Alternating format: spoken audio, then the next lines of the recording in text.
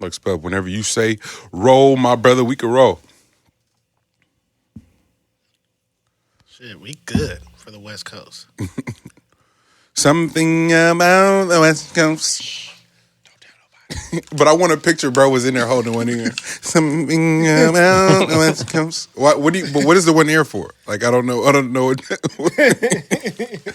Throw your hands There's up only left, one headphone right. work. That was back when headphones. Hey, when they was always shorting in the studio. Hey, I'm so man. Look here. Forget the politically correct ads. Today's podcast is powered by The Reef, our studio, my friends and I. Shout out to OG Jaron, Lucas, Brian. And you got to big it up because there's no more shorting the fucking headphones, bro. Being in somebody's bathroom or somebody's... Nigga, you ever recorded in your partner's mama closet with the pantyhose on it? Oh, what? You was doing raps, nigga. Don't try to act like you weren't rapping in the East, nigga. What? Hell, sick. So today's episode is powered by The Reef, podcast, music record, multi-track. Come tap in, man. Hit Meet the Brave podcast on IG. Just hit me directly if you want to inquire about time and podcast recording. We can get you all set up. We got it all figured out. And today's podcast is also, in addition to, powered by Northwest Pizza and Pasta, where if you think pizza is good, come try the best wings in the valley. Hands down, fam. Order online for takeout or delivery just to speed up the process. Salute Northwest Pizza.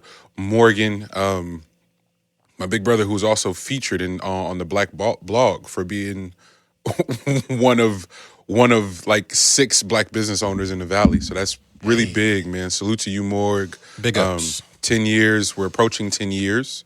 And this is a non-traditional ad. I will say that, but I remember him and his business partners acquiring the restaurant.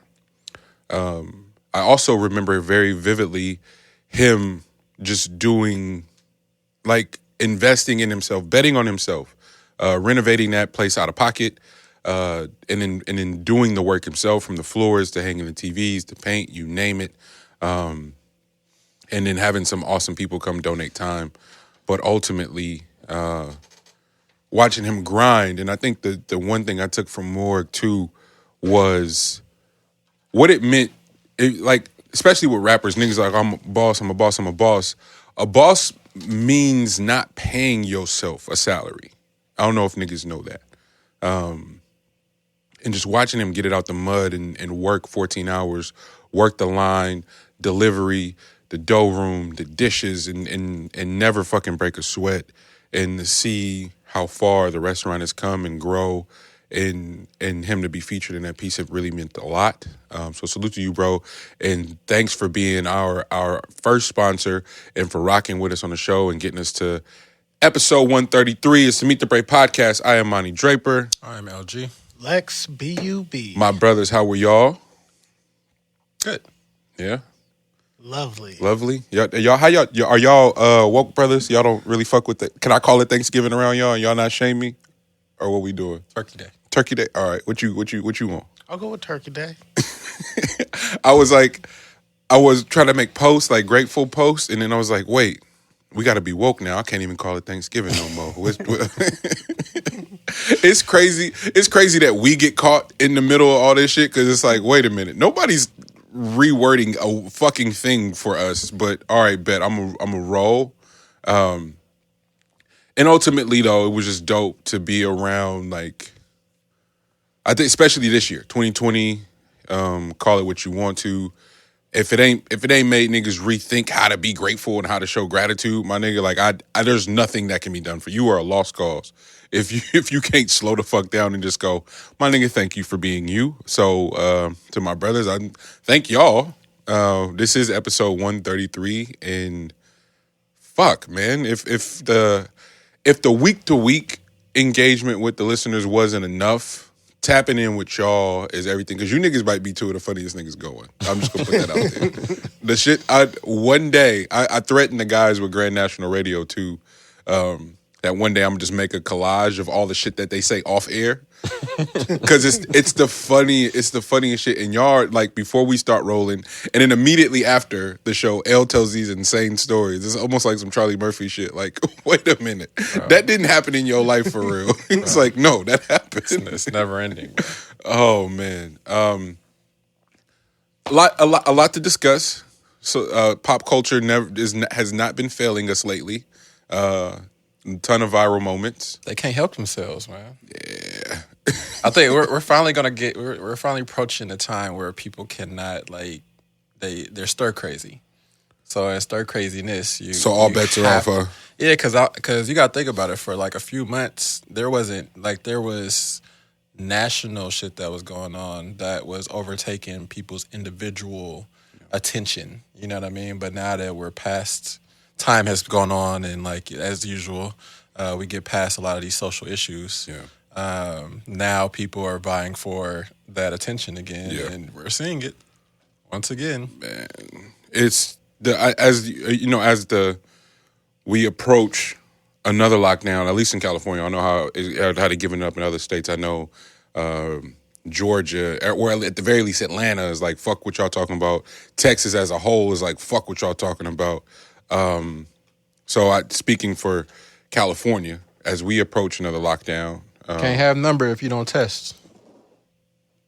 Say it one more for the folks in the back. Hey man, if you don't test, you ain't gonna have no numbers. So these locations are not testing, so therefore they are gonna have numbers. Man, we gotta talk about that because we gotta bring conspiracy corner back. But I not to leg sweep us, but a story that is near and dear to me.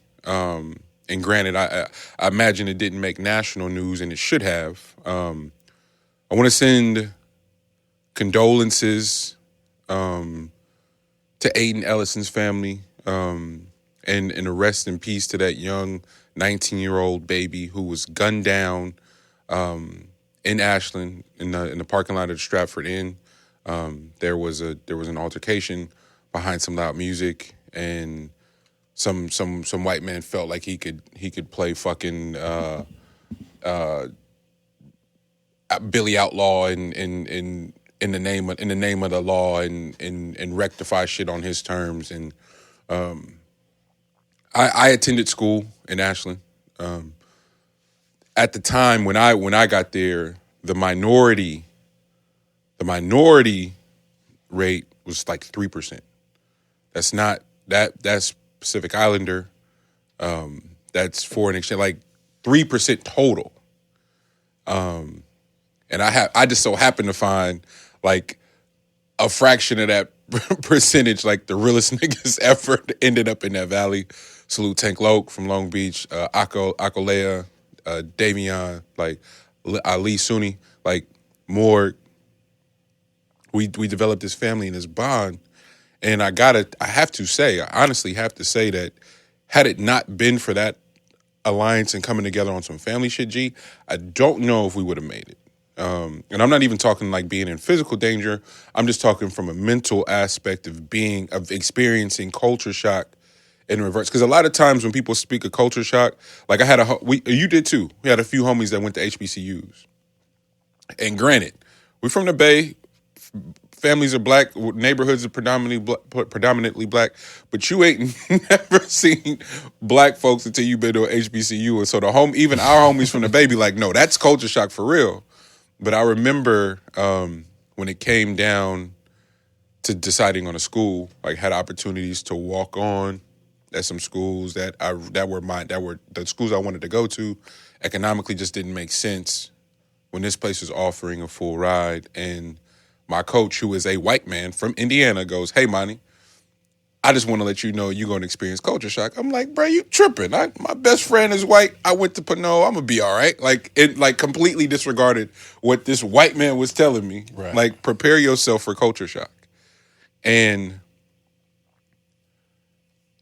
I got off the plane and went, holy fuck.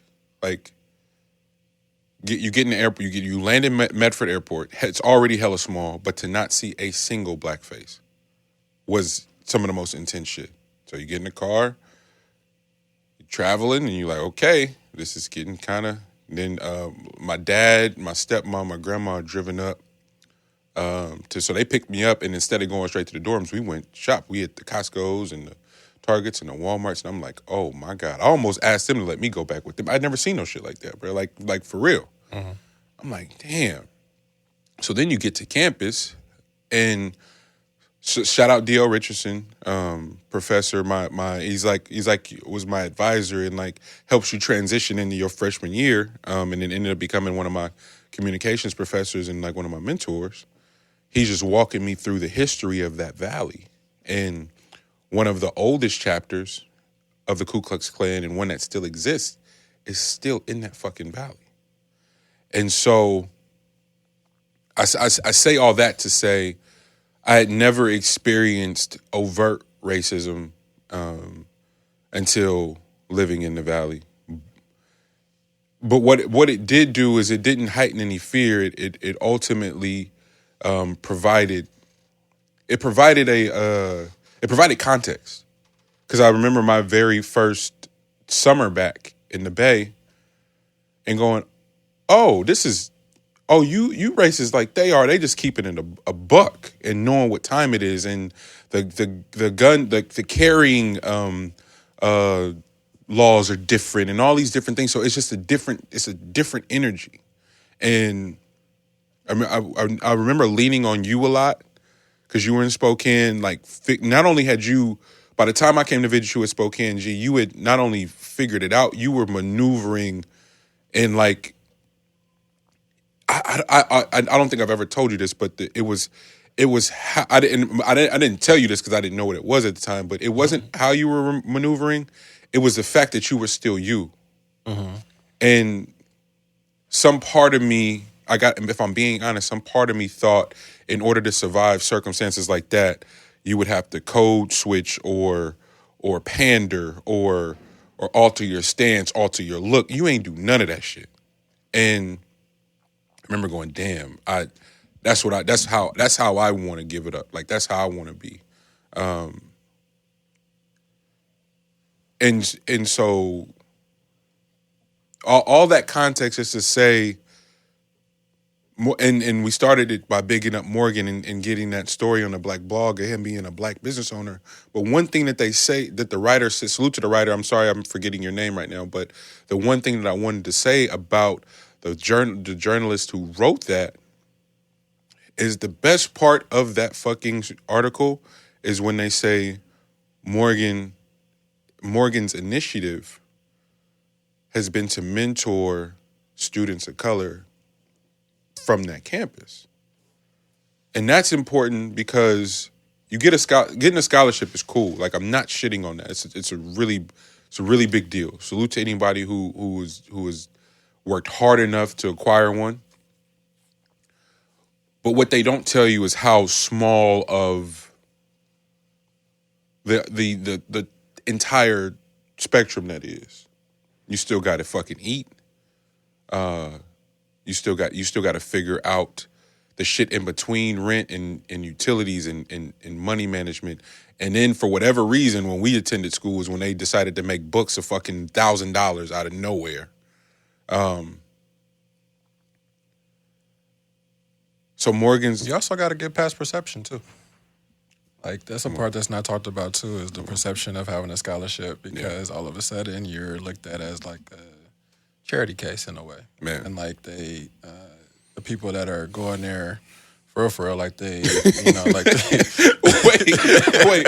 I'm sorry. It's not a laughing moment, but that's literally how it works on campus. Like, oh, we go here for real, but you here on athletic scholarship, so you kind of go here, but not for real. Yeah, like, you go here, like...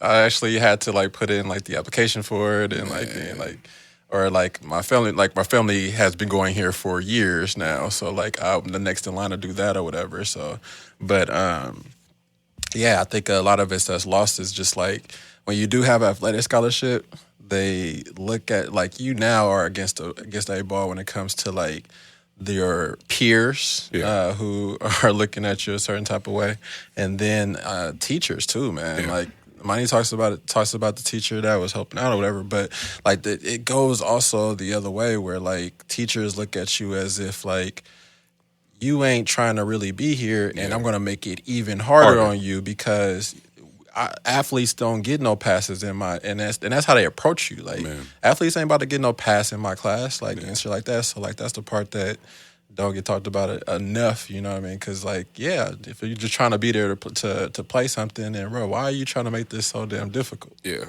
Let me fail if I want to fail, my nigga. Thank you, because those are the nuances of the part of the story that I'm forgetting. And I know right now is a time when everybody's figuring it out and trying to figure out where they stand, and they want to humanize the man that killed Aiden, and they want to dehumanize him or paint Aiden as some sort of criminal to sort of justify this sick ass act. But all of that context to say why the Morgan Georges are so important, why the D.L. Richardses are so important. Granted, these people may not mean nothing to y'all that listen to the show, but they mean everything to me. The McDermott family, salute to y'all and everything you guys have done to provide just young men like myself who otherwise wouldn't. I mean, I won't even say that, because there were other opportunities, but the experience of Ashland and that part of the country is so unique, and so there's an ecosystem that is so dependent on one another that no one knows it. But where we come from, resourcefulness is the name of the fucking game. I can't stress enough not understanding economics until my first day in that admissions office and getting to see my mother's salary and going, fam, how she figured that out for fucking 3 kids, bro? That shit don't add up. But when I think back on the stories of my mom, she's the most resourceful fucking person I know. Our grandmother is the same way. His dad is the same way. My aunts, my dad's sisters, their mom was the same way. And so it wasn't always dependent on what you got.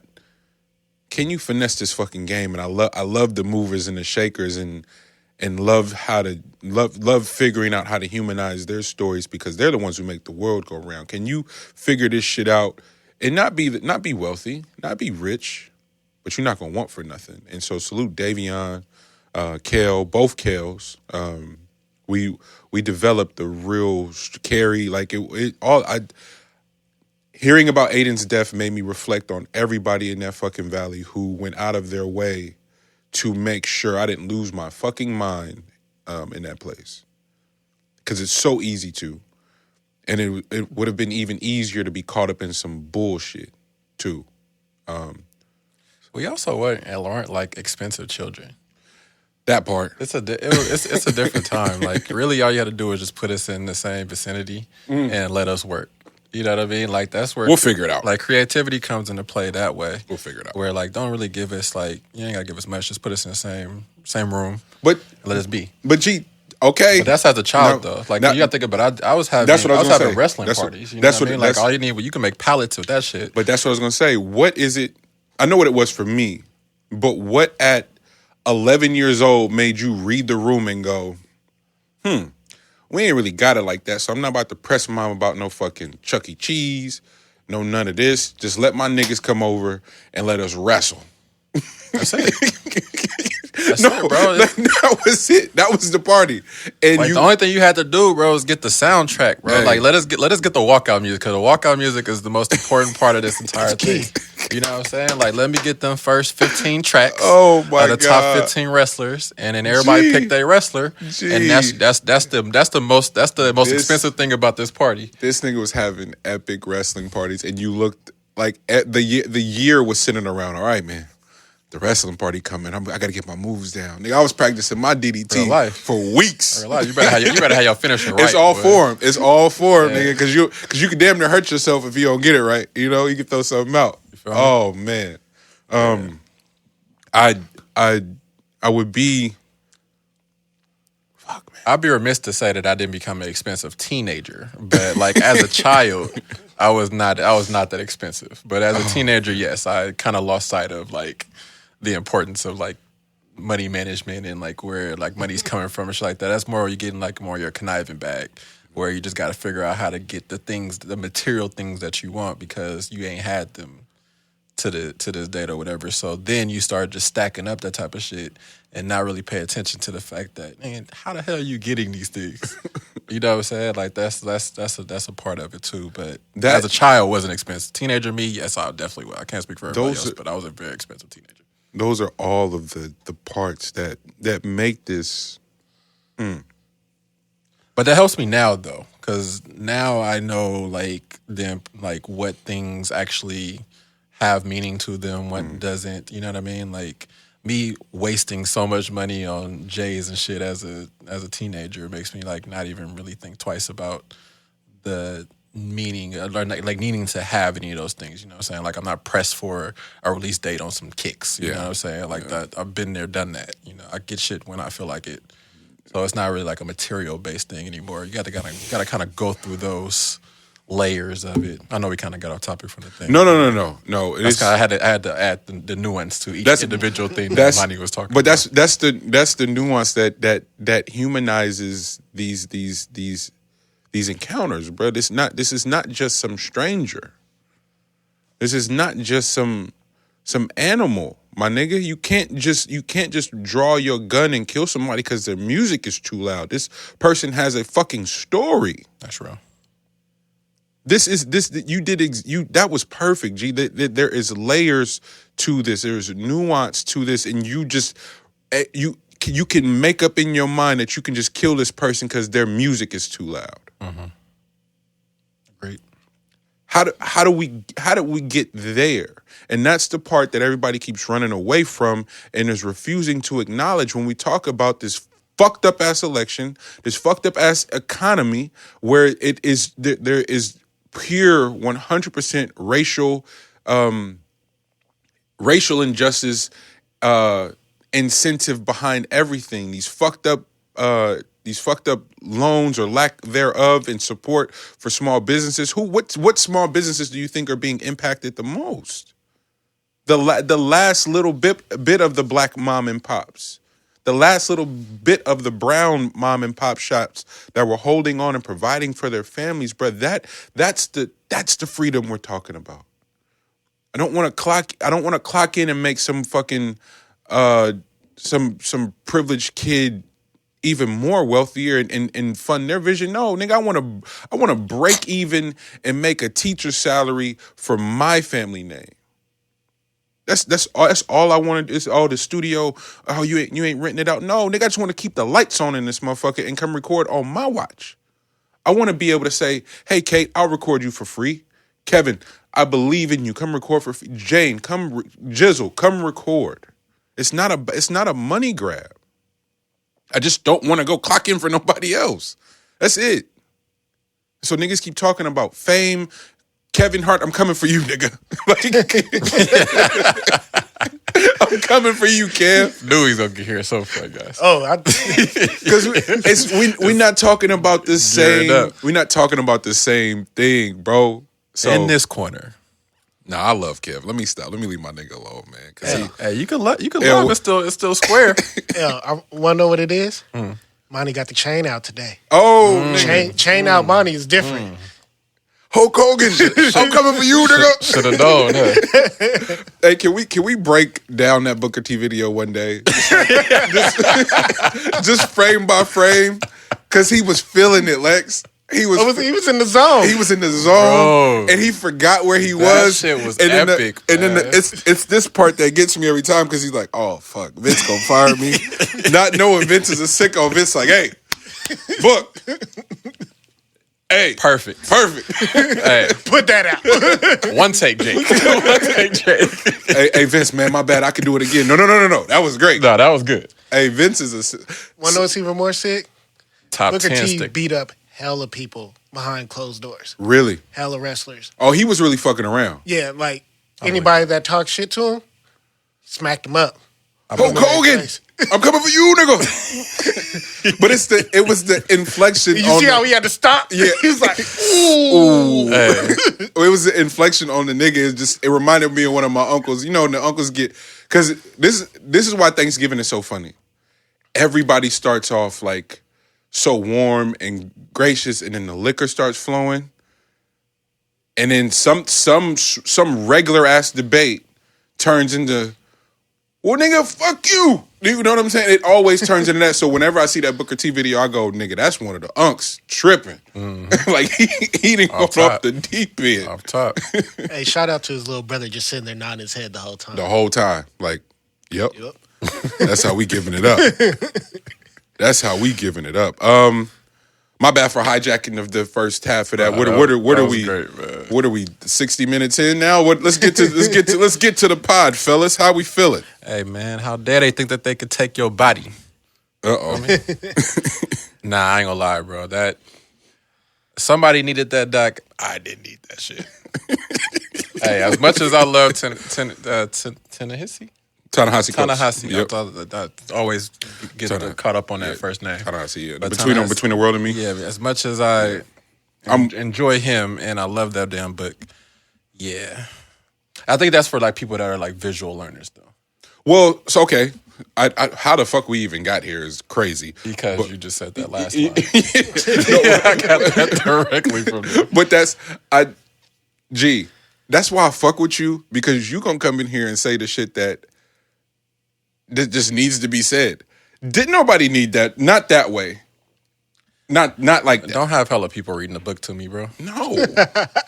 I thought y'all was gonna offer something new to the equation, but don't read me the book word for word. Did you see my tweet to him the other day? It was like, bro, but I only said it. I was trying to find a PC way to say that. I was like, yo, I want in on the water dancer. I don't care what capacity it is. Like, I just do it that way. I don't want it to be done that way, bro. He's too brilliant of a writer. He's too brilliant of a writer. His writing means entirely too much to black folks to be run through those channels like that. And I don't even want to make that HBO thing, because HBO be letting niggas give it up all kind of ways. So it's like, bro, let us do that for real if we gonna do it, my nigga. Like, yeah, no, I think somebody else had a hand in like even bringing that to light.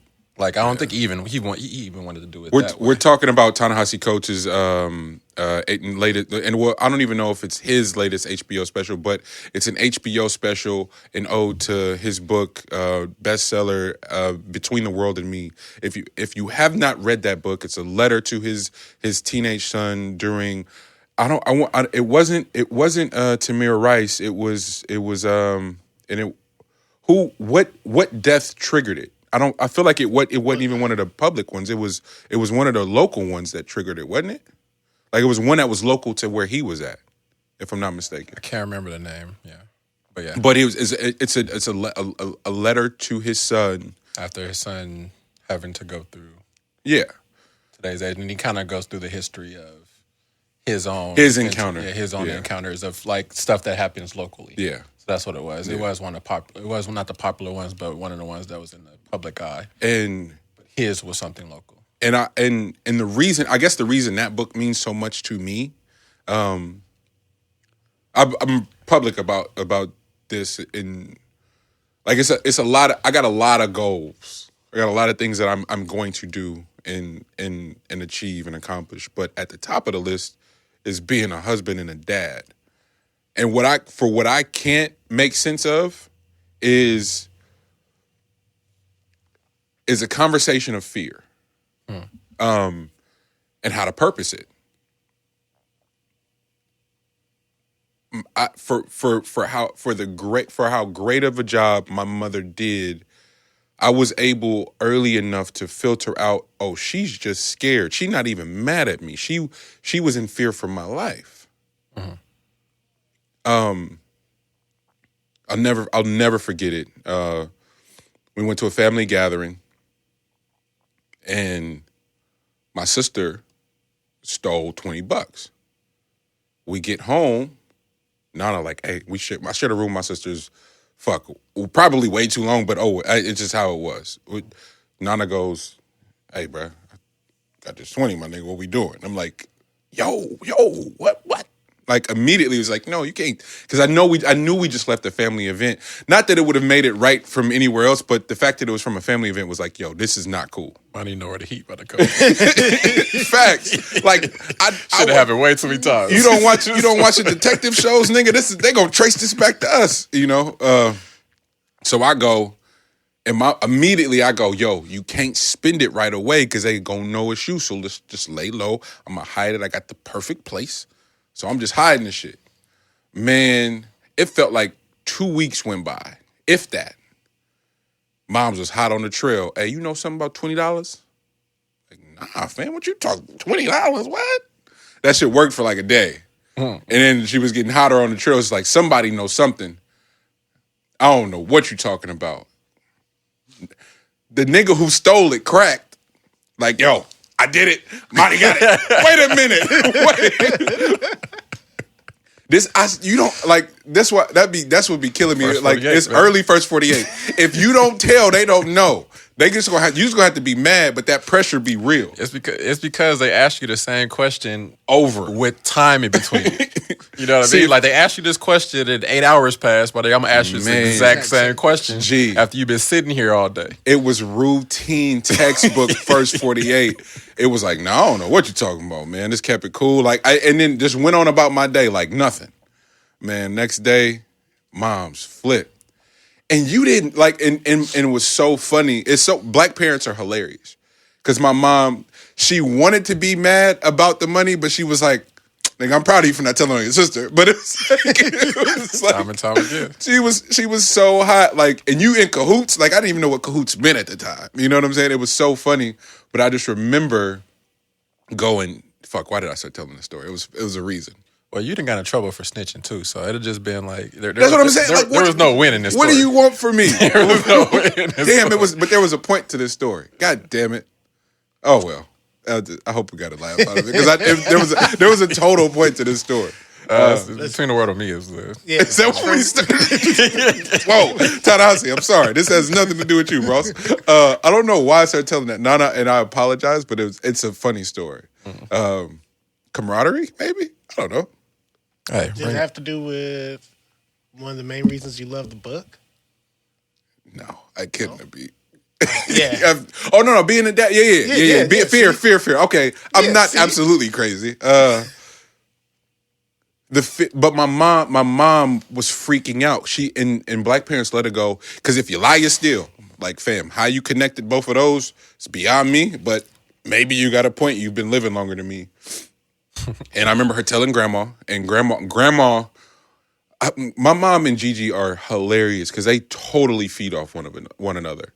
Because Gigi don't really want to be mad, but if my mom is hyped, she own it. So you lying, you stealing. Like grandma just turned up out of nowhere. I'm like, yo, like y'all don't need to be in a rap group together. This is crazy. Hey. And so salt and pepper. grandma.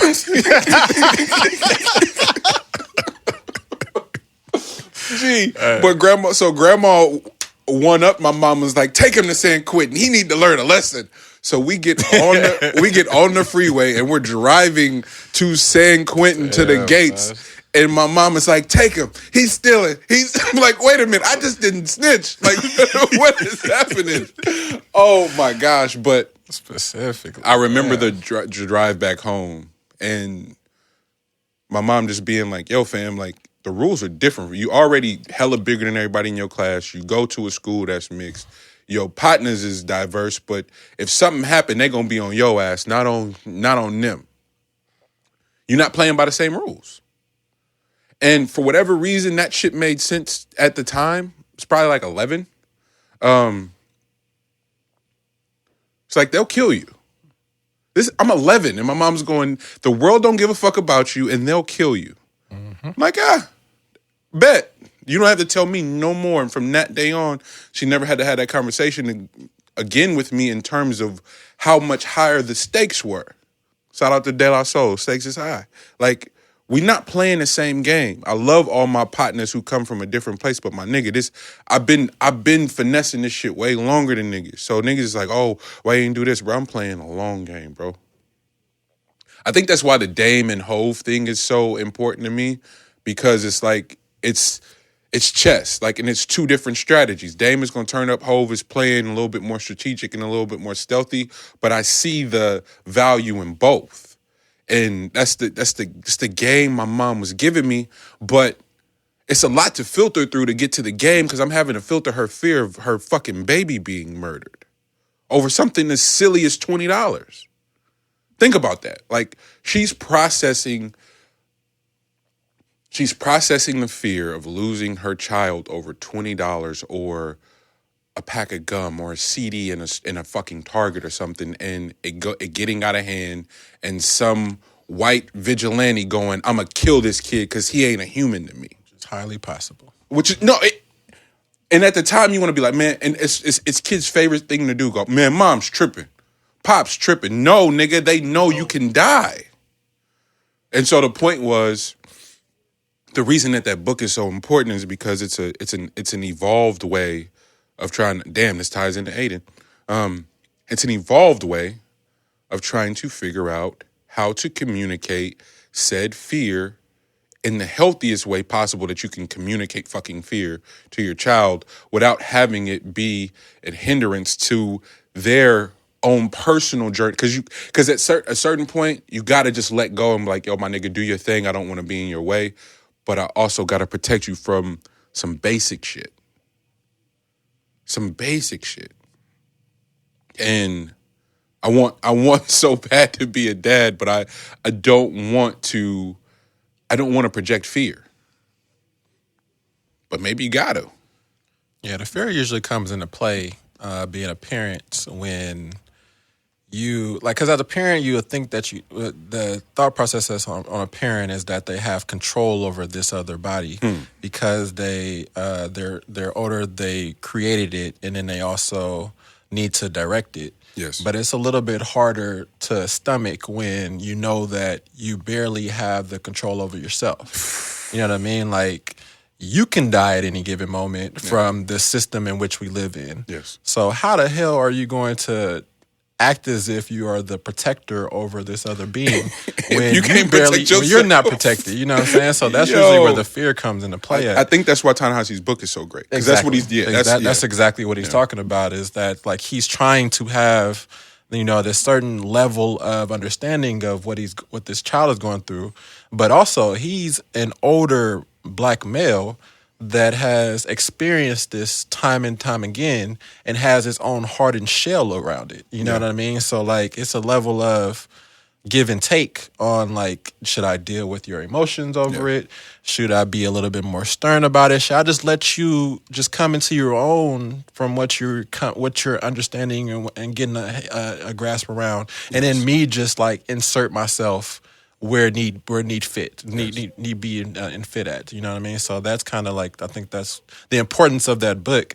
But that's from, like, you have to, the cool thing about that book is that it's vivid in its wording. Oh, it's so detailed. You know what I mean? So, like, that's why it doesn't quite work if you've read it in visual form.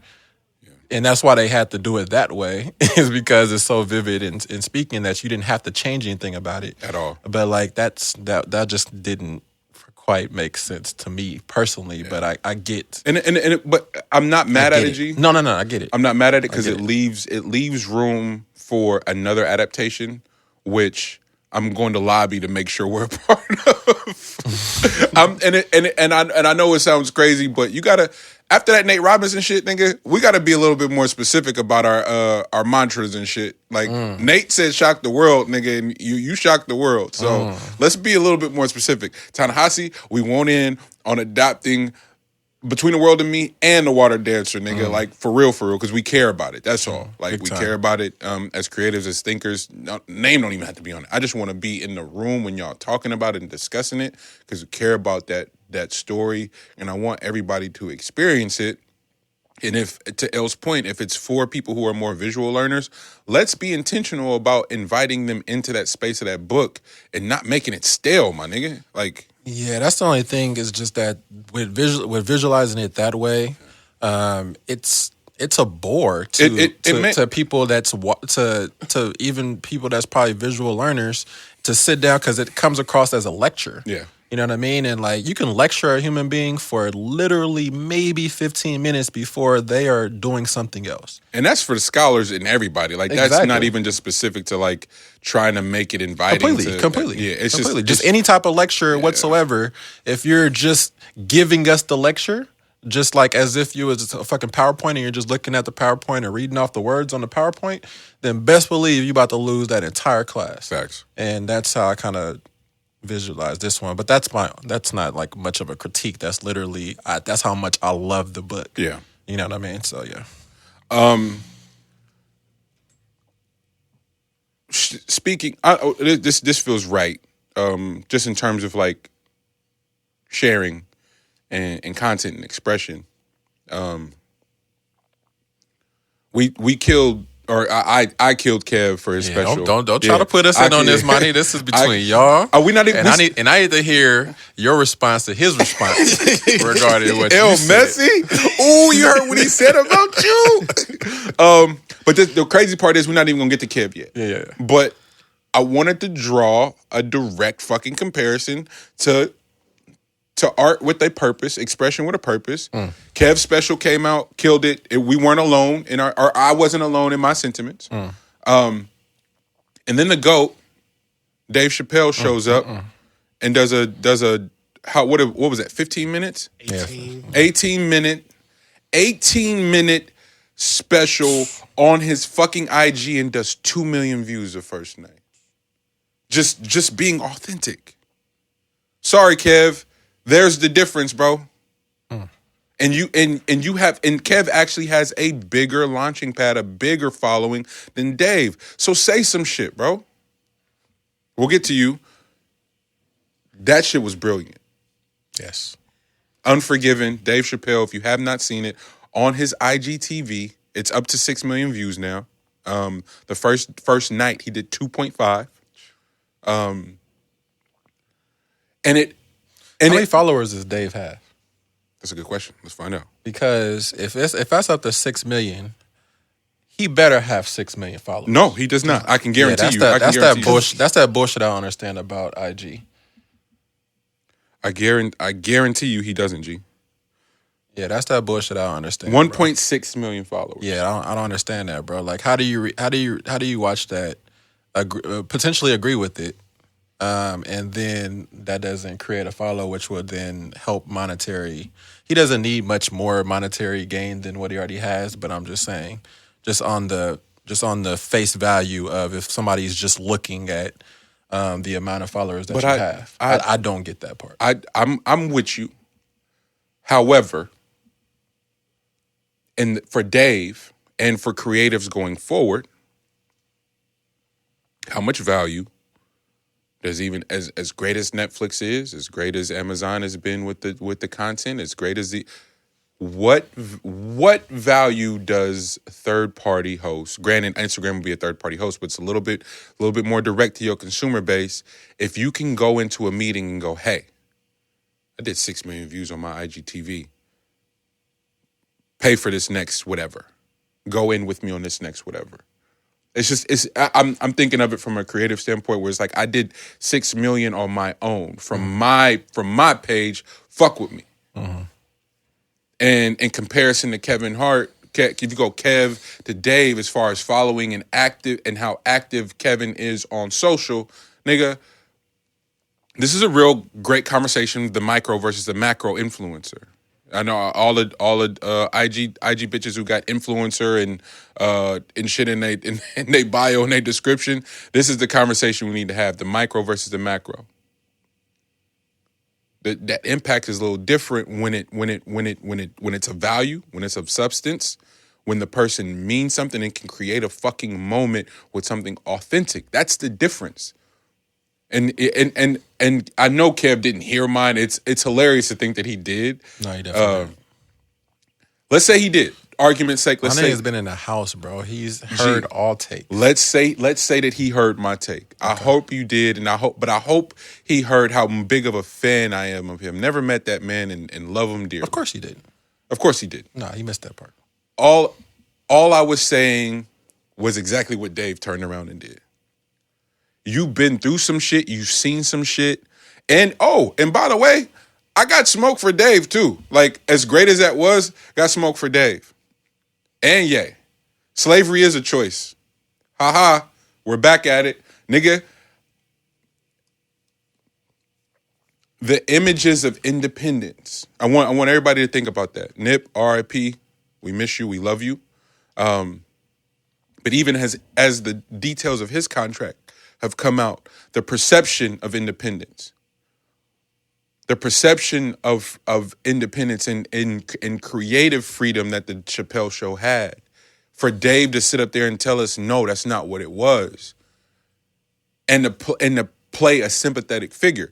I'm here for it. I'm glad that everybody got it, but it ultimately does a disservice to the creatives that go, God damn, our heroes were fucking are binded in slave deals. This nigga Ye went on a fucking 7-day rant about his contract situation. Meanwhile, his artists are going, yo, my nigga, I ain't been paid. Big Sean. And so for Dave to go, I didn't know what to do. All right, cool. I need niggas to be just a little bit more accountable and better losers. That's just me. That's how I walked away. I was grateful for the conversation, but ultimately was like, all right, bet you signed that deal, my nigga. I don't want to hear nothing about it. Now let's move on. Let's make another one. That's it. I'm with you. I'm hurt, but if I'm being honest, I wasn't even watching the Chappelle Show on Netflix because some of the shit just didn't age well to me. God bless Charlie Murphy's soul, that aged well, but the rest of it, I could do without. Let's just make a new one. You're so much better than that now. So that retroactively ask anybody to do. No, I'm not asking nobody to do shit. Sorry. I'm gonna get to you Bay Area niggas in that clubhouse shit too soon. Like, I'm not asking nobody for nothing. We have all the means to do it. You've been shooting this exceptional content on your own. Let that shit ride, man. Let them folks have that bullshit.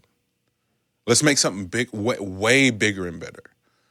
Oh, completely. And I think that that's definitely in the works. It is. I think there's a plan of action for that. This is literally seeing how far my star power goes right now. Yeah. You know what I mean? Like, that's kind of where that flex is for Dave. I think he's just literally trying to see how far, because to the bottom of my heart, I do not believe that Dave Chappelle thinks that he is some type of sympathetic figure. Okay. Because he's been the biggest voice against being sympathetic towards things. And that was a play on the word of being sympathy. That was my point. He's been the biggest advocate for that. And I was like, bro, here, don't turn around and then do that. I don't want to hear that shit from you. Of everybody, you're the last person I want to hear that from. I'm sorry. I think in a way this was mocking that whole idea, because I think that since sympathetic figures tend to get their way in today's age, how about I just try it out for shits and giggles? I want y'all to see what it look like. Yeah, let me just try it out for shits and giggles and see if I get my way. And if I do, then I'm gonna laugh. I'm gonna laugh in the back somewhere and talk to people in the back somewhere about how funny that was that I pulled that bullshit off. That's the day and age that we're in. But somebody has to start getting some of that too, besides just like people that are trying to leverage. Because what tends to happen is that the sympathy card gets played so fucking often, and it works so damn often that it has to trickle over. I'm sick of it, bro. It has to trickle over. Like, at some point, it's got to be like enough is enough. But if enough is not going to be enough at some point, my nigga, use that shit to your advantage. I'm only sick of it because of who's getting the benefits of it. Gotcha. Like, I'm not sick of it because there aren't victims. There are victims that are completely being overlooked. Oh yeah, victims get fucking pushed to the side. Ignored. Like, I'm talking about real victims. Yeah, for sure. Are being overlooked and ignored in the name of this fucked up pursuit of fame. Fuck you and that fame. There are real victims on the ground that are being just disregarded, and the stories are being, like, literally pushed down in the local news to cover some celebrity. Like, that was my point with Kev. It's like, dog, like, you got this platform, you got this opportunity to talk about this toxicity that exists in this industry that you're pioneering. You're doing great shit. I know you face some shit. I know you face some battles with these execs. I know your money hasn't completely removed you from the battle that black people face in trying to evolve and build some shit. My nigga, tell me about that. I'm not gonna lie to you. I have a good parallel for Kevin Hart right now. And I think Kevin Hart is very similar to Tiger Woods at this point. Don't do that. I think so. I'm not. That's going far. No, it's not. Hear me out. Okay. The reason why I think Kevin Hart is on parallel with Tiger Woods right now is because of you having this certain type of image to the public eye, and as soon as something comes out that goes completely against that image, you don't have a secondary bag. You know what I mean? Like, you don't know how to perform at whatever level you're performing at before without having that whole slew of like that cover up of what you actually do behind the scenes. You know what I mean? Like when Tiger Woods got caught with the women 2, 3, 4, 5, like once that number started to keep going up, and then you start getting into like the bag of like what he was saying on answer machines and all the shit that's going on behind the scenes. Tiger Woods couldn't even golf after that, bro. Like, he couldn't get his mind right. He all of a sudden he got these injuries, bro. Like, he don't know what was going on. You become punch drunk in a way, and I think that Kevin Hart has become punch drunk where he don't know what to say. He don't know how it's gonna hit. He's second guessing it. He's not listening to the right people. I think like all that stuff kind of comes into play once your image is rattled a bit. You know what I mean? Like, you got too many followers to the point where you can't be edgy. Thank you. It's a weird space that you operate in, man. So this is how funny this shit is. Yeah. With Lex, salute Lex and everything he does for the visual aspect of the pod. And subscribe, hit the notifications on the YouTube page, Monty Draper, follow the Meet the Brave podcast if that's what you're there for. There's a playlist designated for that. I love it because of the fluctuation in the views. You know what I'm saying? It's like certain shit hit, certain shit don't, but it's consistency and it's just building. It takes time. But the way it's staggered and this is just seeing how the sausage is made. The way it's staggered, it just allows us to have way more deliverables and assets, and that's because of how hard Lex is working on this shit. Sausage are all right. Don't look how hot dogs are made, man. Sausage is all right. Sausage is all right, bro. Don't look at the hot dogs. Mr. Chrisman, you are on the Meet the Brave podcast. Please don't say anything that will incriminate you or anyone that you love. Say hi to the people. Hello, people. This is my dear friend Ryan calling from Amsterdam. We're just getting into it. I am ranting about the man trying to take everything from us. So I will call you back. I'm totally kidding, by the way. I love you, bro. I'll call you back after we're done. Sounds good, brother. All right, man. Peace. Fuck. What was I saying? The Sausage Man. Okay. So post the Kevin Hart clip from 2 episodes ago. Mm-hmm. Not last week. Or maybe it was last week. Was it last week? Anyway, regardless, I just so happened to post it like 2 hours prior to him trending for the Clubhouse shit. Mm-hmm. And then went to go see what it was and what happened, and I was like, wait, that's it? But then I got to see how frustrated he was by it, and then couldn't help but get a chuckle out of it because he was so hell-bent on coming for anybody who critiqued the fucking special. It was like, this is the space you trap yourself in when you play PC and you're supposed to be your job, the career you signed up for is in the name of freedom of speech. So you can't care. You can't be attached to the shit. You're not playing the same game. You're gonna lose on a lot of money and a lot of opportunities based on calling yourself a comedian. That's the Patrice and Bill Burr comparisons that I was raising. That I got, like, I know y'all ain't seen it, but some of them comments like are obviously for us, but a lot of them was like, Are you bugging? You like for real? And I get where people were coming from because they're like you comparing apples to oranges at this point because Kev is a megastar and them niggas are real comedians. But you can't then turn around, go on Clubhouse, say the shit that you say, and be confused by people doing bullshit that they do because they're not fighting for the First Amendment, bro. Like it's too PC. Niggas is mad sensitive, and so you can't care. Like you genuinely can't, but you care so much because you want to be way more famous than you want to be a pioneer at this point. And you've pioneered so much. Don't let off the gas now, nigga, and play corporate. I don't want to watch Kevin bend to corporations and the Oscars and the fuck them niggas. We about to get to the Grammys too. Like, oh yeah, we got a big who shit. Who gives a shit? I'm sick of. I'm sorry, G. Oh, you get. I'm sick of people like Kevin pioneering some exceptional shit. The white people catching on late, inviting you in, and then telling you what you can't say, and then you going, all right, bet, and then getting confused at letting the spectators dictate your rhetoric. No, nigga, you got here to be the first one over the hill. It's literally that simple. But I get it. It's once you get access to that much bread, it's like, oh man, you really don't know what you're talking about, man. Yeah, unfortunately, I do. Is it possible though that he would need to pick which one he wants to be? Like, he already did.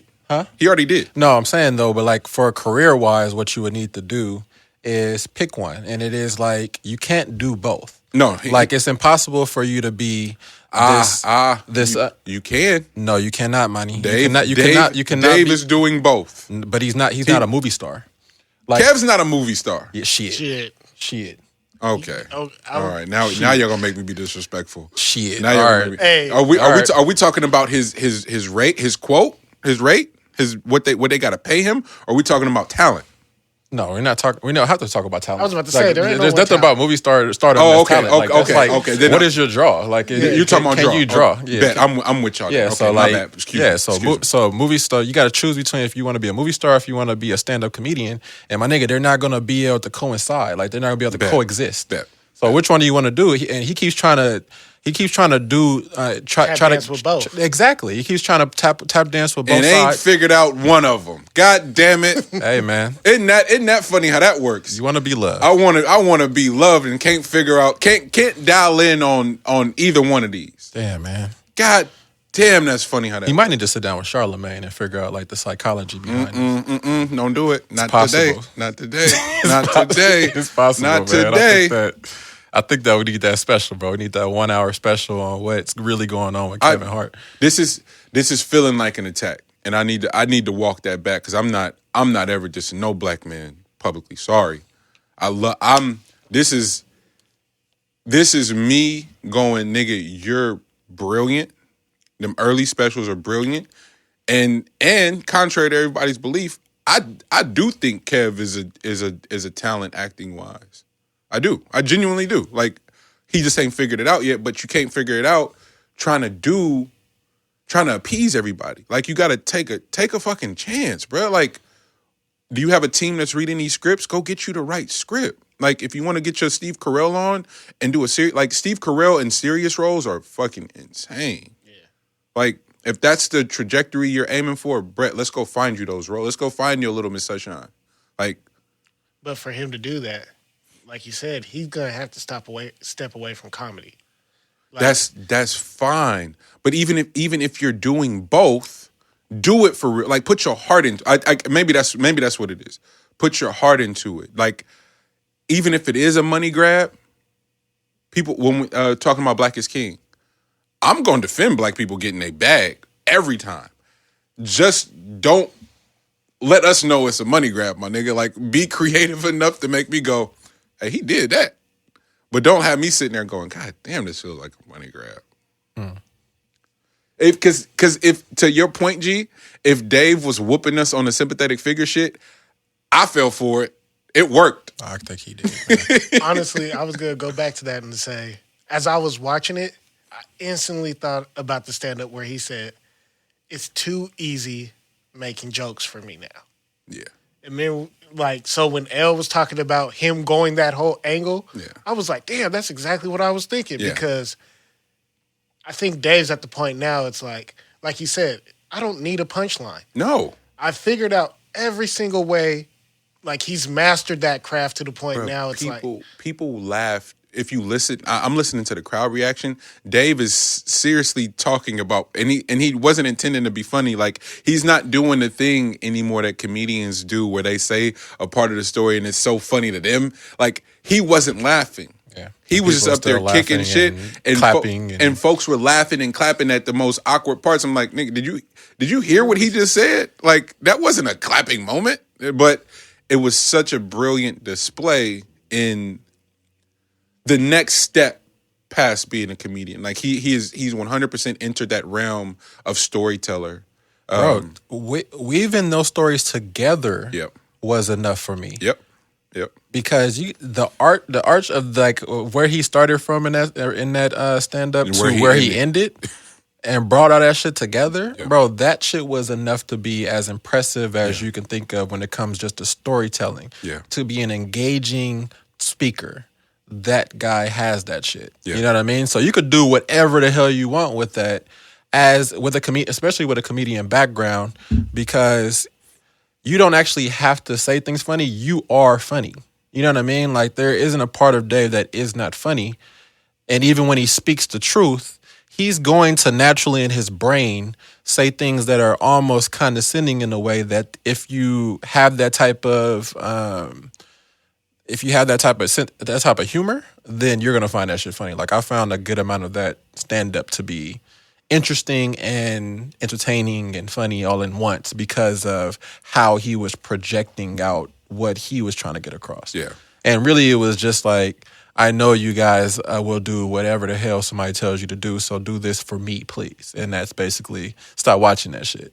I don't know if y'all gonna actually do that, but humor me. You know what I mean? Like, and that's kind of like where his underlining funny part was just humor me by doing some shit that y'all would naturally do for others. You know what I mean? So do that shit for me. Why not? Let me just try it.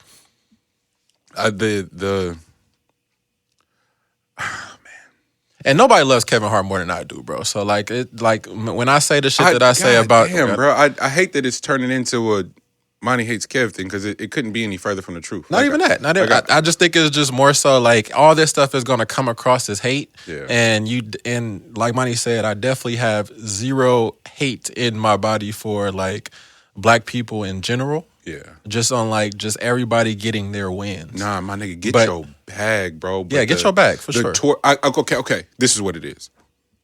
Never dissing nobody black, especially no black man that's done shit in his lifetime that niggas dream of. Me especially. The thing that's hardest to watch is the torture of wanting acceptance and validation. That's all it is. It jumps off the screen. When I watch Dave, when I watch Patrice, even up to his last thing, which was the roast. I forget whose roast it was, but even Patrice, to his dying day, never reeked of wanting validation, but especially from Hollywood and especially no white folks. And the niggas seeking validation, I'm most sensitive to. Because it's usually the most talented niggas. It's usually the visionaries that the second they get that up off their spirit, they can take over the fucking world and have everything they want. Kev can have his money.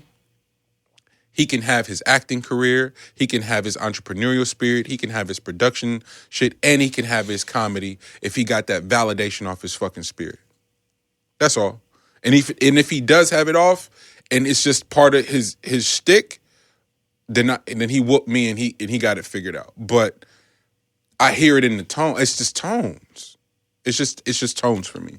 And I just wish that the mentality would be closer to the opposite of what is going on, which is if it took you however long it took you to get on to the point that you're on, you should have a more like more fuck you attitude about it than this acceptance type shit. Like, and what's going on is almost as if the amount of time that it took to get on, you don't want to ever go back to not being the guy. Yeah. Which I said, after you've been on for a certain period of time, it's only natural that people become almost like whatever about your position in this thing. You know what I mean? Like that just tends to happen from time to time.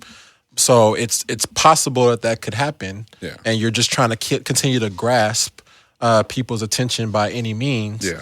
But I don't think you have to do that. And I think that you can definitely get some new people on board by going the other route. Nah, It's possible. how now let's stay there because damn G, what does that mean? What does that mean when we are trying to dissect decision making and rhetoric and shit like that? Like what, like because that's always what I'm filtering and what I'm thinking about, or trying to offer grace and space for. But it ultimately isn't something that's universally understood. You know? So I guess family, Jonelle from Uplifters is in the building, my bro. We just there's a running joke that I hate Kevin Hart now, apparently.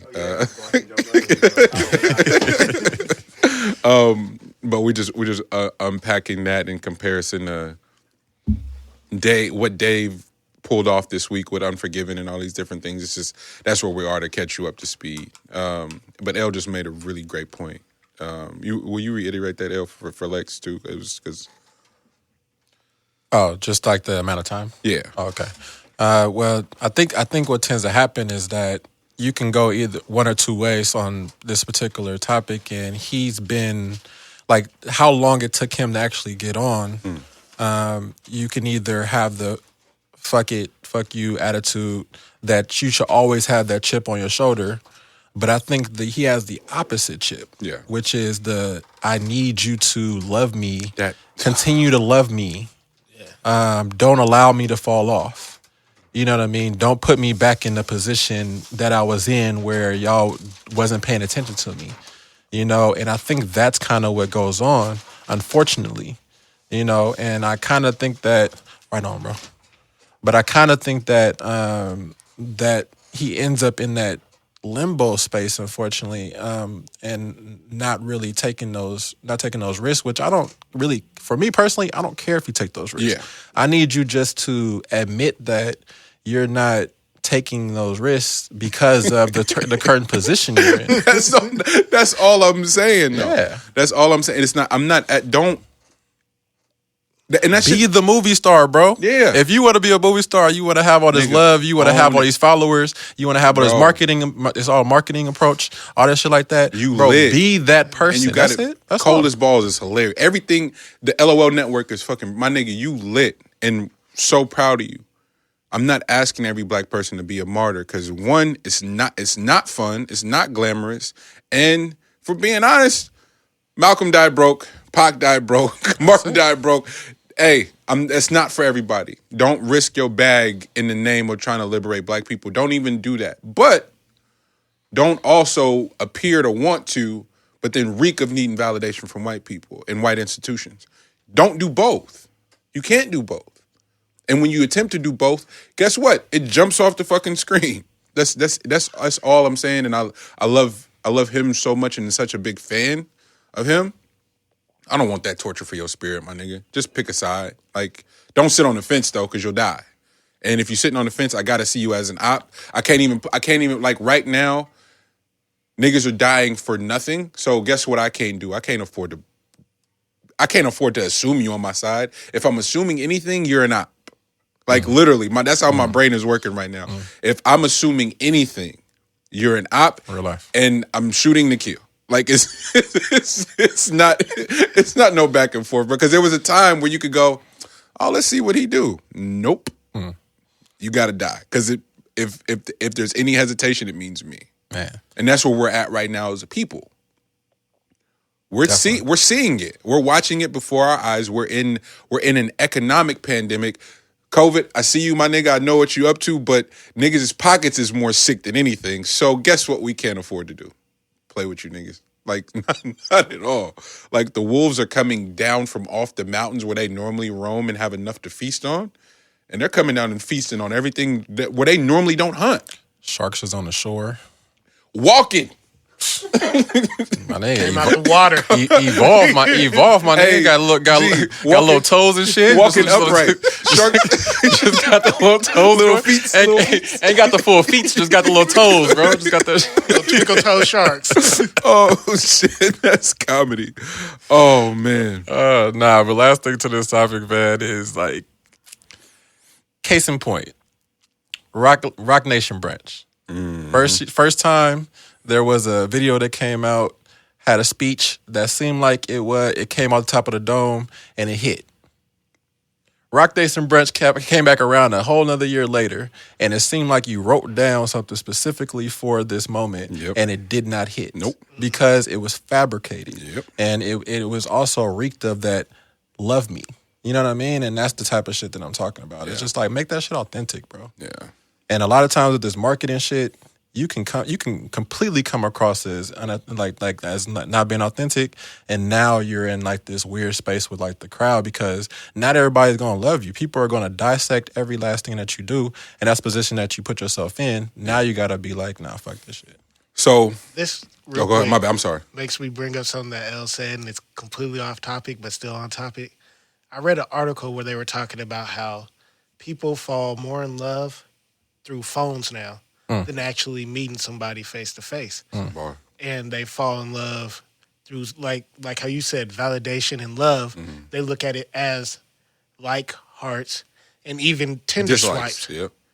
And the whole article was breaking down how it's chemically changing humans' brains of what the idea of love is.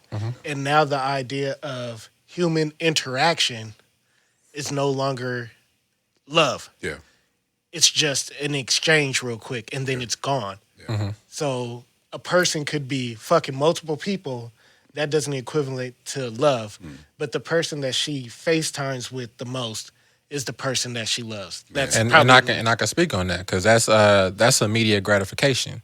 So that's like because when you're around somebody, they're not going to show you your gratification immediately every step of the way. No. But you can find that shit on your phone quickly Immediately. and then immediately Literally. get an idea Instant. that, oh shit.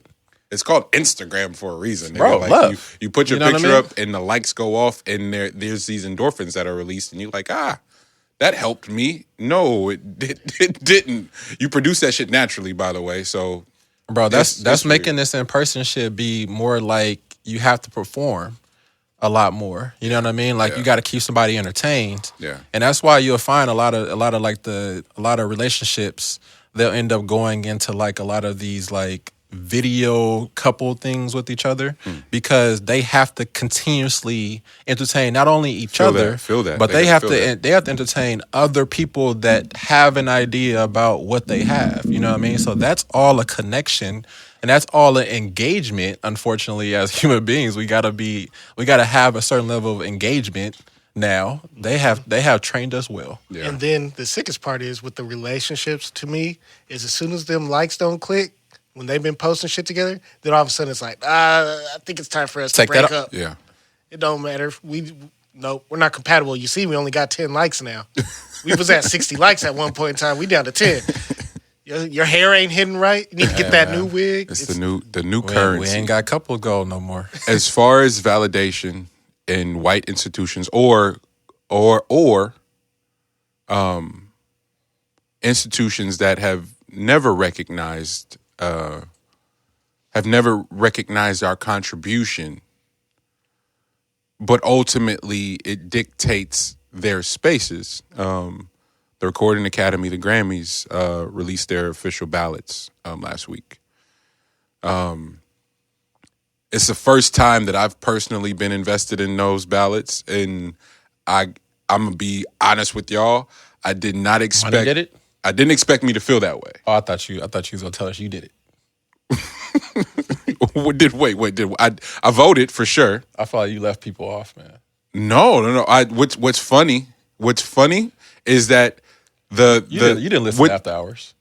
I was about to say, Yes, are you crazy? Okay, I'm Are you I'm crazy? just checking, man. No. Say L checking everybody. Over Yeah, the no. weekend. I gotta figure out about Toxic Mike, Hey. man. Hey, man, we got issues out here. As far as R&B is concerned, I had Weekend, I had Summer, Sir, like my That's a hard 3 too. my R&B was specific, like and I thought I was so upset the day you said that R&B shit. The more I thought about it, I was like, oh, I've been listening to way more R&B this year. To your point, a couple episodes ago. R&B's in a good spot. But as far as the Grammys is concerned, this is my second year voting, but my first time ever with any stake in being on a fucking ballot. And for all that shit I've been popping all these years, why niggas care about validation in white spaces, nigga, my stomach was tight the night before, bro. What? Because you start thinking about like, damn, if niggas make this ballot without a major label, this could mean some shit. And then it's like, nah, bro, you bugging. Like, you niggas you don't have major label support, but beyond the major label support, you ain't had no single, you didn't tour this shit, and you local. But then people been watching what Fantastic Negrito been doing specifically from the Bay for the last 3 fucking years. So you're like, damn, we might have a chance. And you're like, nah, there's no way. But then they came out and it was ultimately like a sigh of relief. It was like, damn, that was really fun. And I was glad that we voted. I was glad that I voted. And I was glad that at the very least the San Francisco chapter was having dialogue. It's not the way I would have preferred the dialogue to go, but at the very least niggas was talking. Cool. How many chapters are there? Chapters are broken up into regions. So when I say San Francisco chapter is Pacific Northwest and like all the way to fucking Colorado. So our chapter is massive. Yeah. Like it's massive. Okay. And so if we activate our chapter, nigga, we could swing some shit. So that's what our chapter was attempting to do. Them niggas just missed the mark, but that's no fault to them. It's not how I prefer to go about activating shit. It's just a personal like methodology like type shit. Whatever. We'll get to that. But then the best rap album shit came out, and for bang for my buck, the only one that was egregiously missing was Baby. But Lil Baby, excuse me. The rest of the shit I could live with. Alfredo felt like, I love Gibbs, I love Alchemist, but Alfredo felt like pandering. I love Nas and Hit Boy, that felt like pandering. And I love Royce, but that all felt like pandering. And not because those albums weren't deserving, but where the fuck were those type of albums being represented years before? So now someone's listening, and now it's that overswing of the pendulum where it's like, okay, now y'all just being goofy. Like I don't like when it feels like, because it cheapens it, and then it causes these conversations internally of the culture that is taken away from. No, this is a big deal that an album like Alfredo made it. This is a really big deal that Royce's album made it. This is a really big deal that Jay Electronica's album made it on the fucking final ballot. We should be celebrating this, but we can't celebrate it because the Grammys pandered and then left the albums that obviously should have been on there off. Do you think that it'll be a more effective process if it was like a rappers guild, where rappers were able to do or just like the people that make the decisions on this stuff, or the people that vote or whatever, they specifically did it for rap, album of the year, things that are you only got to vote about the shit you knew about. Exactly. Because I think overall, when you make this thing overall, unfortunately, I can see people looking at that ballot and be like, that one. But that's so, to your point, because you just nailed it again, the Recording Academy voting process is so fucking representative of our local voting process. I'm sorry, y'all. I can't really fuck with y'all on the discussions in and around the presidency if we gonna skip all our local elections, bro. Like, literally, we possess so much power to swing some shit if we just show up locally. And it's just showing up. So, a lot of the niggas that are crying online, guess what? They get to vote. There's deadlines. There's all these type of things that you got to do in order to do it, but you got to vote. And a lot of the artists that were complaining, a lot of the A&Rs, a lot of the managers, guess what? All of them niggas get a vote. And I guarantee you, 90% of them just didn't vote. And go, how the hell does, like, it's a no-brainer Summer and Weeknd had the 2 best R&B records. Am I crazy for thinking that? I put The Weeknd on Album of the Year. No bullshit. To have a single The level of commitment, and I didn't see anything moving needles as much as, for me personally, I don't know. I might have been missing the mark on this. But I feel like the character that The Weeknd was this entire year has been the most consistent thing that I've seen. I was about to say, I haven't seen that nigga without the bloody nose and busted the lip. character. He's evolved slowly through this character all the way to now where he just has a full bandage on the head. But I have not seen somebody be that committed in 2020. The character undermines how brilliant the music is. Completely. So we're just talking about the music. So for that record not to make it, all right, something's weird because the week industry wise something's wrong, something's off. We don't know what it is. We can't speculate. We know, I at least I have insight as to how like niggas feel about Summer and why they feel a way about her. So her not making it make sense. The one part I'm not gonna stand for is the D Smoke hate though. Yeah, I'm not standing for that shit. That album. That's people that didn't listen to it. It that didn't listen to it, and also the East Coast biases too, because ain't nothing more West Coast than D Smoke. And that entire team that put together that amazing record. D Smoke. I'm sorry, and the three most obvious ones is the Little Baby album too. Have we since 50 maybe? Have we ever seen anything like this baby shit? Seriously, I mean that. Like I've from children to grown ass like 50, 60-year-olds know this nigga's music. Songs that I don't even know. And I'm like, whoa. I've just never seen a year a 12-month calendar in the Grammy window ain't even 12 months. It's something crazier than that. So if we're talking that window, I can't pick anybody who outperformed him. And that's like across the board. Like if we talking like filling the stat sheets and doing everything you got to do, like all right, man, this kind of it just felt off. But again, if I'm keeping that same energy from the Kev shit, the other part that's annoying too is now niggas want to go, all right, man, next year we gonna show up for the Soul Train Awards. You should have been doing that, man. So your response, the pandering, your response and your pandering now is to go, oh, now I'm gonna fuck with my people. It saddens me. It's weird. It's so weird. Because to me, it just, when people say that, they don't even know how much that lessens the value of the Soul Train royalty at the same time. Every time. They shit on BET for playing Baby Boy after the awards. 85 South Show murdered the hip hop awards this year. Like, them niggas killed it. And what those institutions can mean outside of the award show, with the viewership that it does, it drives the ad dollars and it means more money for us. Fuck the Grammys. And I'm literally I had to share that feeling of being excited about the ballot to go, no, this is for me too. Gotta work on that, bro. Like that shit wasn't gonna mean it would have meant something monetary. Like what an artist can do, what an artist can leverage when they say Grammy nominated, when they say Grammy award winning such and such, the leverage is crazy. But that just means that you can work with Taylor Swift. You getting a Taylor verse? Are you getting a Taylor verse? No, no, nigga. Are you getting a Taylor verse? Am I? Yeah. Nah, fuck Taylor. You getting a Taylor verse. Hey, L's A&R and Wayne's next shit, he go get him a Taylor verse. Bro, there's nothing about Taylor's music that's rocking with me. Yeah, mainly because Taylor too stiff, man. Okay, let's stop him before he get off. Let's stop him right now. Producer Lex, go ahead. Nah, buddy said stop.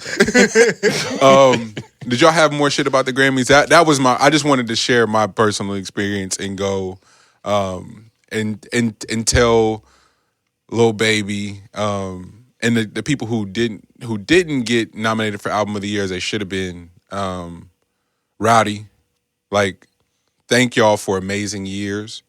But I don't want to make this about the niggas who did. Outside of the weekend, I don't want to make this about the niggas who didn't get nominated because Gibbs, Nas, D Smoke, like, this is J-Elect, like, this is big.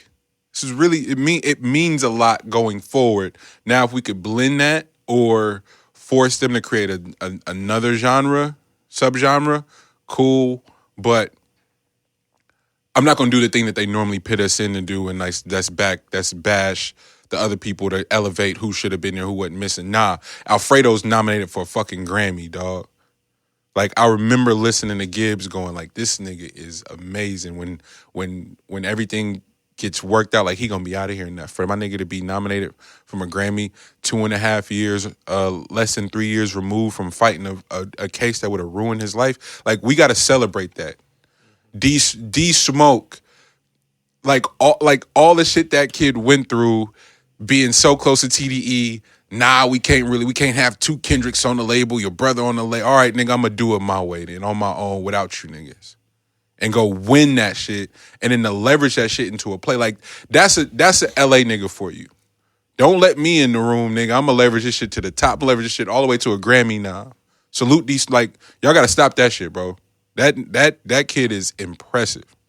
So Completely. And he knows how to communicate with the folks that he needs to communicate with. Yeah. Like, once he got into those rooms, he took it on. And also, bro, like, there's something to say about folks that when they get in those rooms, they know how to speak with folks. Facts. You know what I mean? Like, that's another thing. Facts. Like, yeah, the whole fuck yous and stuff like that works out, you know, for like your personal progression or whatever, like something that you're trying to do with just your base. Yeah. But like, it ain't gonna help for like the folks that necessarily want to kiss ass. You don't have to kiss their ass. It's just a matter of just like how you come across. Facts. Like, best believe the people that are riding for D Smoke right now have zero clue what D Smoke is capable of. Yeah. Which is the most hilarious part about this, is that you would not have any clue that bruh is not at all like as like clean cut as you would think that he is. Man. You know what I mean? Like, that's just like how that shit is. But cool. I do think though, I'm gonna stick with the Toxic Mike take, and I'm angry. I'm appalled. It's disrespectful. Don't be appalled. Don't be appalled. You know what I'm saying? It's real. Nope. I got another one. I'm disheartened. Oh. You feel me? Okay. Hey, I be using these words on the daily, boy. You try to tell you talk to white folks, bro. You use disheartened. Disheartened? Bro, you see that whole face change. I've never. I've never.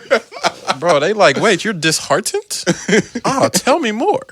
You know what I mean? Nah, but that's how I feel about that album of the year, though. Like, I don't get that part. But then again, what was in the album of the year, bro? Like that Taylor, Dua Lipa. They got to stop Taylor. They gonna stop it. They gonna stop it at some point. They gonna stop none of the shit we care about. I'm almost certain.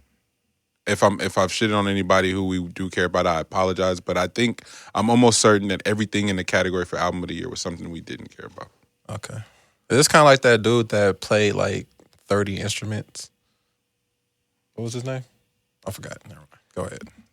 That's enough for the Grammys. I'm just going to say something real sick, and I don't mean it to be. There we go. I knew somebody was going to take it to the next level. Take it there. I'm really tired of people just saying that something's great just because a motherfucker played every instrument and sang and shit. Because it's like, I get it. You're talented. You can pick up any instrument and play it and all this. But some people will say that music's great just for the simple fact that he did that. Yeah. So if I pick up every instrument and play it okay, does that mean that I'm just great? Even though other people like Monty can get together with other producers, make a collection of beautiful, wonderful music. But shit, I did all that shit myself and came out with some mediocre music. My music's better because I did it by myself. Does that make it right? Yeah, if you played it for like the mediocre people that are the ones that are voting, the mediocre hell people. Yeah. Like if you were in there, if you played the piano at bruh's bar mitzvah, All right, then my nigga, stop. you gonna be on, you gonna be on this ballot, bro. That's why you can't start the shit because he gonna always take it there. What? Yeah, if you play the piano, violin at the same time at bruh's bar mitzvah, Nigga, playing the violin and the piano at the same time is sick. See what I mean? That's why you I'm can't. just saying. Oh, Then hell yeah, you gonna be on the ballot, my nigga. You might even win that shit. okay. Since he's on the ledge, let's keep it there. New music, great week for new music, by the way. Juicy, have y'all listened to Juicy J shit? Hey. Okay, I just wanted to make sure I wasn't tripping. Yeah. Hey, Juicy J, I Stew, Alters is out. That album is the most beautiful shit. And then NC3 just came out of nowhere. Somebody talk to me.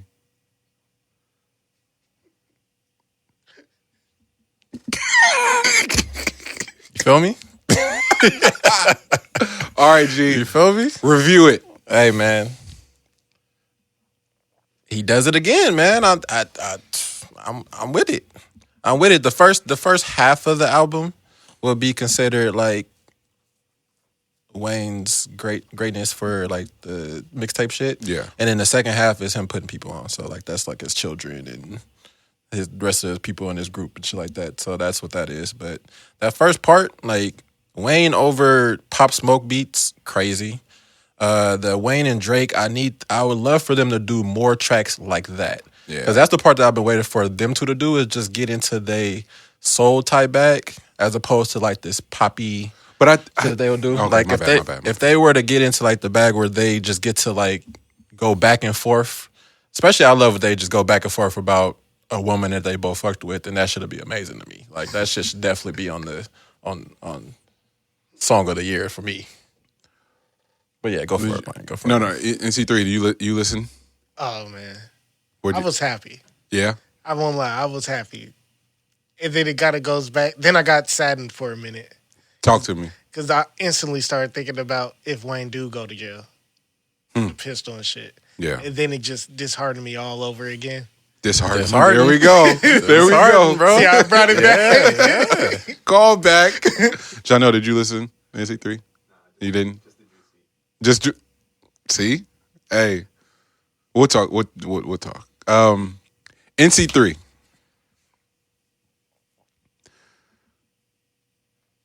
You about to jump out the window. I am. And I see it all in your I am. eyes. You my guest. I am. Want me to go open it for you?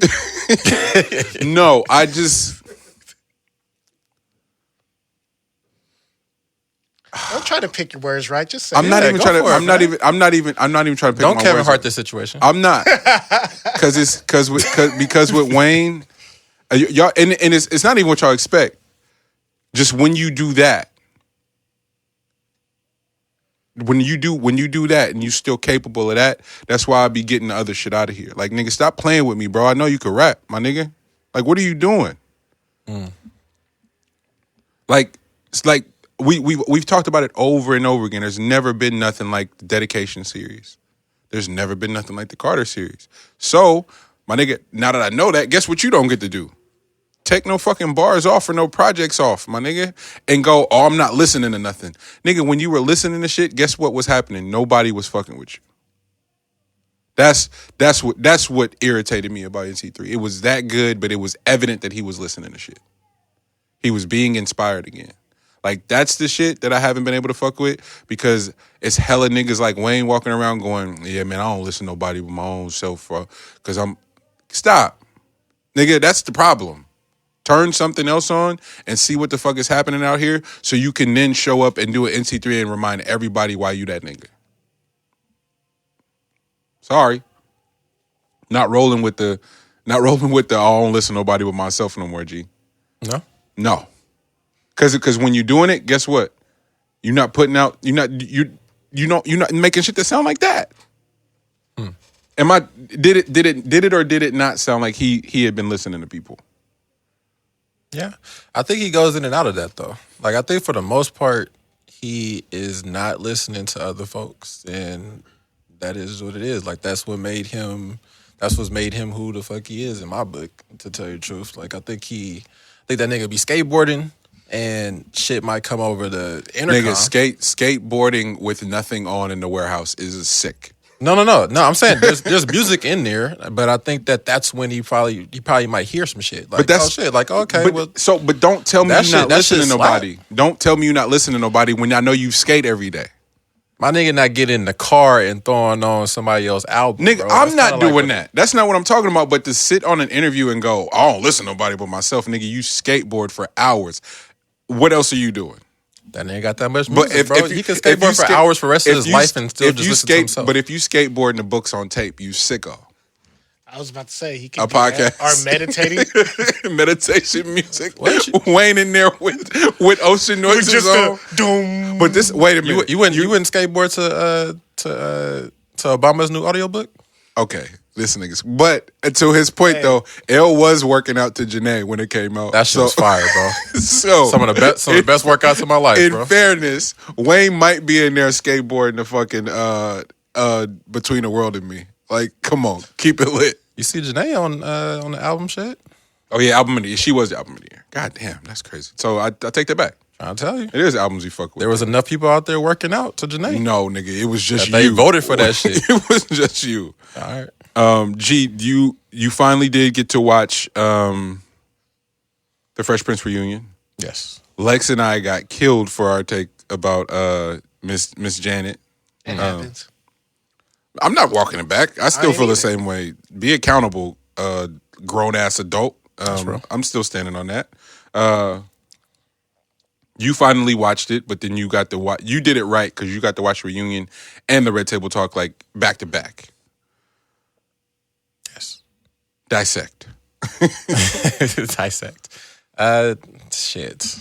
Tell you the truth, when I came back from looking at both of those streams of content, because I'm looking at it as content, that was some genius level content making for people who care about that shit. Like, if you look at the reunion was meant to make you feel a certain type of way. So a lot of the harder, tougher conversation pieces between him and Janet was for sure left out of there. And I was wondering, I was like, did they sit down and just talk about, like, there had to be a lot more talking done than the way that they was talking the way they edited, it. yeah. But then when he did the table talk, they went into more detail, and bro, they were talking for a good minute where she was getting her shit off. I was like, there's no way that she wasn't just getting the way that she's been covering or going back at Will and everybody that has to do with Fresh Prince this entire time. No way it There's was as no way PC she didn't as just the get, reunion no minute. way she didn't just get her shit off. Yeah. So they went into more detail now on the Red Table Talk, and that was But what did the detail reveal? that there was a lot more shit that was going on in her background. Okay. So y'all was on point with that part. But also, I think it outlines how much Will, like how impressive Will is at getting over things in order to have like the best possible I'm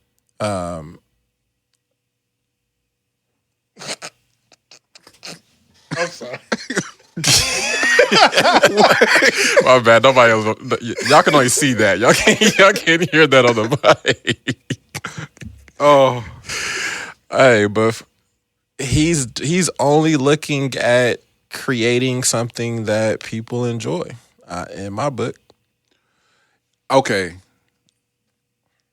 Explain that because you explain it so well when we're off mic. What do you mean, G? Because you brought up the entanglement. You brought up now this. What are you referring to when you say he's just creating shit for our enjoyment? for sure. All right, so I think in Will's brain, Will realizes that the general public looks at life as a soap opera, and I think in his mind, in order to get the most bang for the buck on this topic, he had this thing spread out over a period of time where just y'all got to talk about it. You know what I mean? And like on his side, he was able to create the content that made it so that y'all can continue to have your table talks and conversations about shit that's going on in their lives, because he doesn't tend to give you much of the background. Yeah. He gives you what he wants you to see. And I think it was it was done beautifully again, where you got to see a good amount of Janet and how she felt about things. You still don't know much about At all. how Will feels about shit. all. Like, you know that Will had a certain type of upbringing. He has this certain level of need to make people feel good and people to like him as well. He talks a little bit about that. I think the part that Will does not communicate about, and he will never do so because he protects people a lot, is that his own household is set up in a way for him to particularly fail, but everybody else to do great. And that takes a lot out of you in order to be able to do that. And we see that over the course of Will's time frame. Like, we see that Will was this mega superstar, and I don't think there will be an ascension the way that Will's ascension was That way. again. Never. But it's not by coincidence or that light just dimmed that Will isn't at that spot anymore. I think a lot of that has to do with his upbringing. A lot of that has to do with his own household and how he does not want that to be the lifestyle for his children. And he does not allow his spousal agreement that he has to fail, even in the midst of like him failing. You know what I mean? And a lot of that takes a lot day to day, man. And I think that it's not enough that goes into that. Like, there's not enough credit that goes into the fact that bruh is upholding a shitload of secrets between that group and is not allowing anyone to fail besides what people may think that he's doing. You know what I mean? And that took a major hit on his legacy. Did it? Huh? Did it? I think so. And I'm not asking to disagree, because I agree with you 100%. What the part where I slightly see it different is the long game. He will be a martyr in that of which a black man is responsible for rewriting fatherhood, what being a life partner resembles, what a love contract or marriage or monogamy and all. Get all that shit out of here. Get all of it out of here, because it hasn't lended itself that way for black people ever. The business of marriage isn't discussed. The business of adulthood and parenting isn't discussed enough or put on display. And the business of communicating for black people has never been seen before. And so to go back a little bit to your point, I was watching the reunion the same way. I'm like, this is edited cute. HBO, salute to y'all. But that's not how communication goes, especially as turned up as Miss Janet was on her socials and everything. I'm like, okay. But even from the little bit that they left in the reunion, I'm like, God damn. Like, I'm interested to hear all of this. And then we get to the Red Table Talk, and I'm like, oh, so you had shit going on. Granted, he's a superstar, but all I keep hearing is I. Back to accountability. And projecting to our conversation earlier. Hey, I got this going on. I'm in an abusive relationship. What the fuck does that have to do with how this 21-year-old kid is acting on set? And you coming and wanting your piece. Say that. Say that it's okay to say that. It's okay to say, man, my husband is whooping my ass. I'm the sole provider. We need these safe spaces. And this not Say that today as opposed to before. Yeah.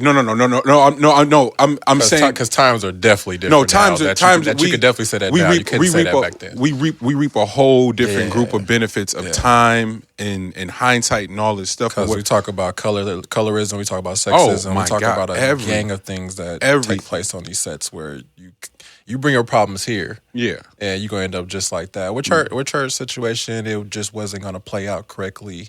If you have that much going on in your background, Nah. it's not gonna Not- end well for you on television. Not at all. But to go to spend 20 plus years Yeah.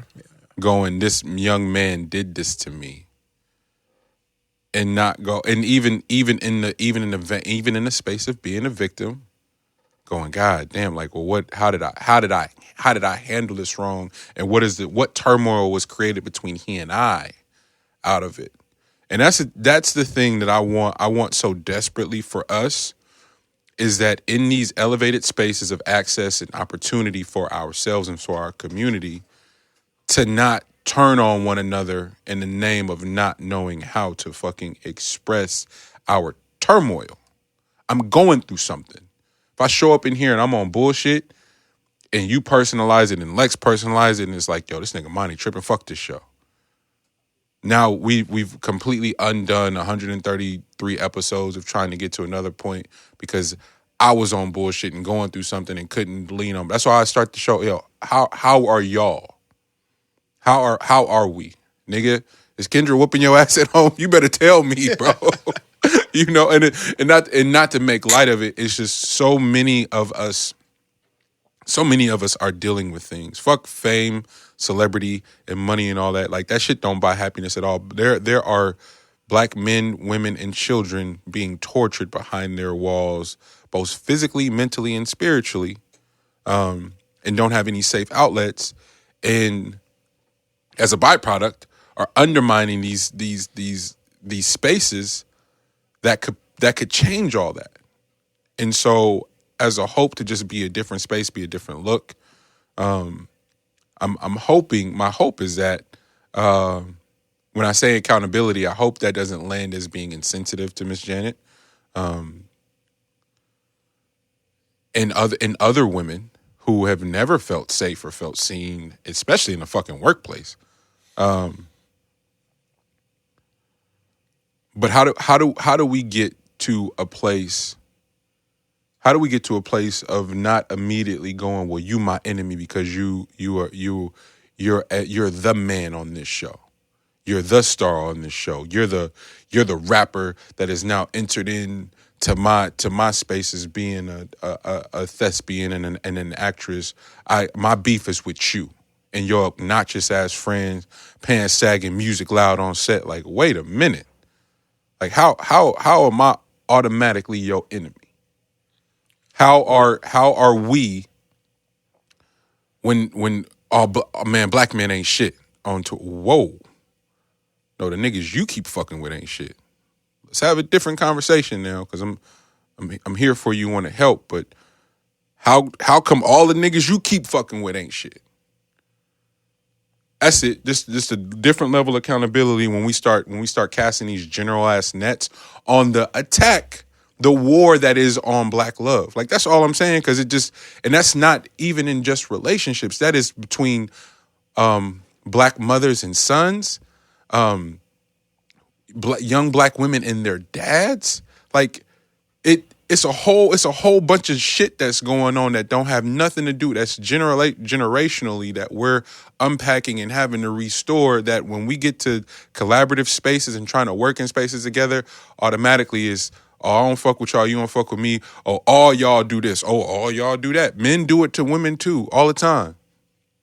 Like, it creates this weird dichotomy. So I should have said that better on the last few episodes in terms of what the accountability part I was talking about. There is a war on black love and black communication. And for as uncomfortable as that entanglement episode was, for as uncomfortable as that conversation between Miss Janet and Will was, it was ultimately some of the most beautiful shit, because that's what we could look like sitting down and having the awkward, uncomfortable conversations and healing beyond that. And that's where I got the idea of, like, the whole communication Olympics thing. Yeah. Like, because just to sit there while somebody's throwing haymakers at you over the course of a period of time, and in the spirit of wanting to get it right, you not only allow it, but you also find the words to speak back to that individual that is throwing haymakers at you by first listening thoroughly on what they're saying. Yes. You know what I mean? And like that was part of the thing that was part of the thing that was said when he was talking with the doc on this. But the simple fact that like a lot of communication comes down to listening to somebody wholeheartedly, even if you don't have the words for it. Yep. Just listening, just hearing them out. You know, so that they feel like they can be heard. You know, and then if you find the words to say back to them, perfect. If you don't, then something's going to come from that. Yeah. But first things first, you have to be able to hear them. And I think that that's the part that I saw as like the whole Olympics thing because, bro, I'm listening to the hurt coming from Janet. Yeah. And I'm seeing the hurt in Will now in today's time because he's looking back over the course of time. Forget just then on that set. No. He's thinking about, bro, I've had a marriage, lost it. I have a new marriage that has its issues. That has its issues where like this person that I'm with may not actually fuck with me the way that I couldn't feel you more. That, you know what I mean? And then like the children also, I have children that I've inserted so much strength into to the point where they damn near act like they don't need me. You know what I mean? So like this is my infrastructure and I'm seeing this all at once while this initial issue that happened this far back probably hits me the hardest because, I mean, hits me harder now because of all these other things that I've experienced. Yeah. Time has passed. I've experienced life now. That was me at 21 when I'm still on the ascension. I've done all that shit. I got a palace over here that I'm still seeking. Miserable. Still seeking some type of love and understanding from those closest to me that just looks at this as a fucking free ride. But you know what I mean? Like, this is interesting. This brings it all from where we started at. Defining purpose, culture shock, validation in white spaces. All these things that we could insulate and protect each other from. Completely. Miss Janet is the senior and is going through something. 21-year-old Will is getting on her fucking nerves, my nigga, and it has nothing to do with the show, how he's acting. My nigga, I'm going through something. It's hell at my home right now. My only place of refuge is here, and you and your niggas is walking through backstage, the music loud, fam. And what a teaching moment that could have been. What and it's hindsight. And then 40 plus year old Will, what is he, 50 now? I think 50. That 50-year-old Will, to L's point, going through everything he's gone through, it's like, I got full context and appreciation for what the fuck she was talking about. Because right now, if 50-year-old Will was on a set and some kids was making some ruckus, this nigga would that. I just sat down with my wife in front of everybody and talked about some other shit. Nigga, turn that music down. For real. Oh, you got a point, OG. We also got to pay attention to the fact that that was year 2. You know what I mean? Like, that was year 2 into year 3 of that show that went on for, 6-7 years? Mm-hmm. The entire cast became on board with a lot of that stuff that was going on, whether they liked it or not. I think over time, it grew into something that was a little bit more enjoyable than just like, this is a work environment. Well, it's new. And yeah, so I'm thinking that like, even like if things could have been done differently, the only difference would have been that allow this thing to form. Grace for everybody.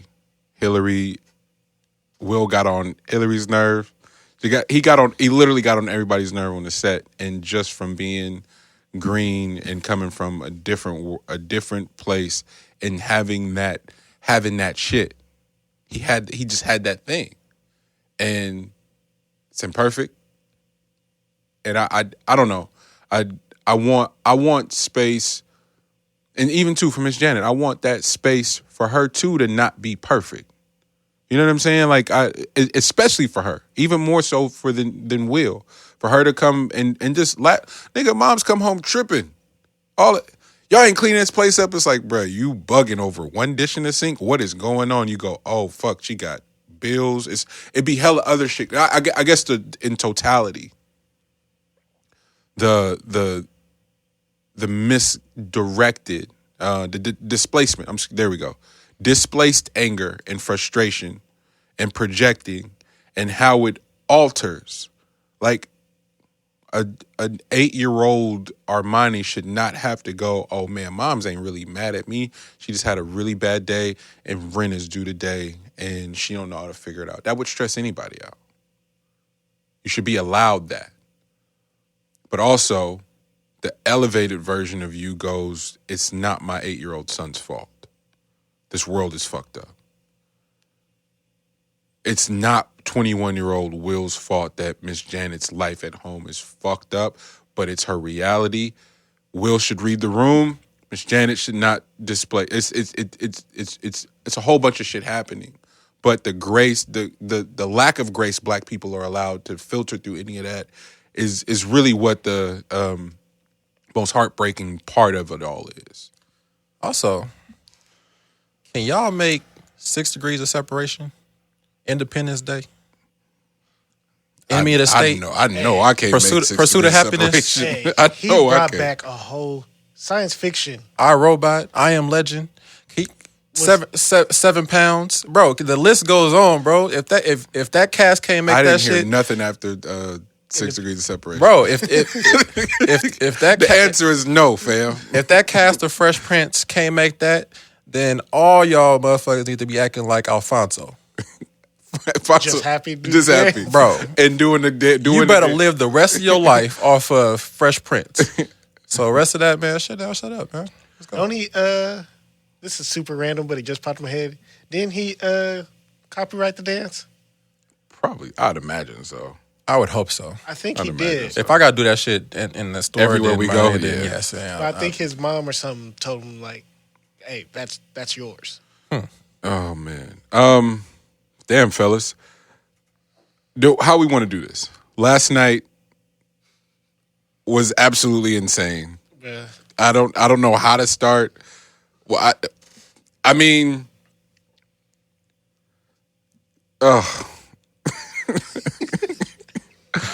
okay, let's do this. Let's get Mike. Let's get Uncle Mike and Uncle Roy out the way first of all, because I mean, what'd you expect? For the room, Janelle, you too. What the hell were y'all expecting going into that fight, if anything? See, I wasn't expecting. Okay, anything. cool. I'm with you then. So you don't. I thought somebody was gonna get knocked out. You did, okay. G, did you expect anything? What, like performance wise? Or anything? Period. From their match. Bro, they had so many parameters for that fight. I didn't think that I thought they would be tap dancing the entire time. Like, I thought that they would just be in the ring, like, messing around. Even though I know Mike can't mess around, I thought that they would have been in the ring just messing around because there was too many clauses to that fight. Like, you couldn't knock out the other person was a part of the clause. Now, I didn't know if Mike could do that shit, like, just mentally wise. If he could help himself. Yeah, like, if he could help himself, which he almost couldn't help himself because the body shots that he was giving. Because if you see Roy Jones after the fight, like in the interview, he's like this the entire time. Yeah. Like when he's talking, his midsection is hurting. The very first body shot, he dropped his hands, and I went, "Oh my god, this isn't gonna be like it was it was like one of the third punches thrown. He caught him with that it would have been his right. Caught him with a right hook to his ribs, and then Roy was just like this the rest of the fight. And I was like, "Oh fuck." I think Mike was like, he found what's it called when you read the contract. You're like, oh. Okay, I can't hit him in the head and knock him out. I can fuck But his if I ribs just up. train to do nothing but body blows, Which at 50 ain't gonna be sitting too It's well, not the same. man. So It's not the same. So like, hey, bro, like we need to check on Roy Jones for the next week, Man, he might because be internally like there's a bleeding. lot of those I body think I'm shots bleeding ain't inside my cool, chest. Bro. And body shit like after the fight when they was talking about could y'all be able to fight another fight? Mike was like, hell yeah, let's do it. And Roy Jones is like, man, I'm about to go talk to my family. One of the homies in Have to have a conversation. one of the homies in the group chat made the best point. It's like, this nigga didn't even take his gloves off after the fight. Just in case, nigga, like, oh, Bro, he was still breathing heavy. Mike looked like he was ready to go a few more rounds, bro. I'm saying like man. that wasn't. Did you hear the dude in Mike's corner? He's like, you got this. You've been going 15. This bruh Mike been going 15 rounds for He looked 8 like rounds. that's the sicko mode of competitors at that level. Like, Bro, real stop life. playing with niggas who had that level of success based on doing one thing. Yeah, true that. Like, Mike can tap into a whole. That's why he told Joe Rogan, he's like, bro, I'm afraid of working out because whatever, it's going to unlock some shit that I can't really be responsible for. And I like, y'all seen what that last nigga did. I didn't see a whole nother part of life. He been doing ayahuasca and shit. He's liable to kill somebody for real. Like, he would have killed somebody on accident before. Now that he didn't tapped into some other, bro, he know how to kill somebody. So, Mike Tyson training 15 rounds to get ready for that. Come on, bro. Yeah. So we good. We good. We done with that. Can we get to the real fight? So Bruh, let me give y'all context. please. So, shout out to Drums and Ammo. Drums and Ammo and Grand National dropped a collab hoodie this morning, or last night, with a live show in partnership with Beast Mode, Marketing Kings, and Speaking Complex of beast FS. mode, bro had Peyton Manning at Tech. That's impressive in itself. Yes. We should. Everybody should watch that interview. Salute Marshawn, Bay legend. So we did a live show. They pressed up a hoodie and to commemorate it. DB, Champ Green, Ian Kelly, Black Achilles fucking murdered it. DJ D Sharp murdered it.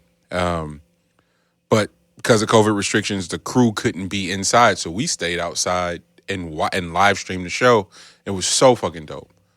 Simultaneously, before the show starts, they go, "Oh, Nate Robinson's fighting." I was like, "Oh, that's what's up." I was like, "Nate's an athlete," and they go, "He's fighting some dude named Jake Paul." And I was like, "No, he's not." They're like, "Yeah, he is. He about to." I was like, "No. That's not how that goes." Like, y'all make fun of my YouTube timeline all the time, but I love YouTube. Like, nigga, YouTube has been my means of entertainment for years. So I'm going, them niggas fight for real. Him and his brother are fighters. And wrestlers. They were wrestlers before they were fighters. I'm like, this not gonna go well. And when I tell you the whole crew roasted me, oh, you always going against the, like, nah. The same shit happened when Deontay Wilder walked out to Black Habits. I said it what did I say, G, that night when we were watching the fight? What did I say? It's over. Whenever it's some black unity, black pride shit, the niggas always let all the black people down. Don't bet on it. And when I tell you the whole crew outside went, oh yeah, Nate got this one for us. I said, all right. To this day, that's the reason why I cannot go to barbershops. 'Cause I'm not about to sit here and have this conversation with y'all about this shit. It's not the same. So I'm trying to watch the live stream of my niggas perform, and I hear, ooh, and I'm like, I don't even want to see it. I knew what it was already. I knew what it was. It took me at least like 10 minutes to finally turn around and watch what happened. Oh, I'm heartbroken. I'm like heartbroken to the point where I don't even want to crack jokes.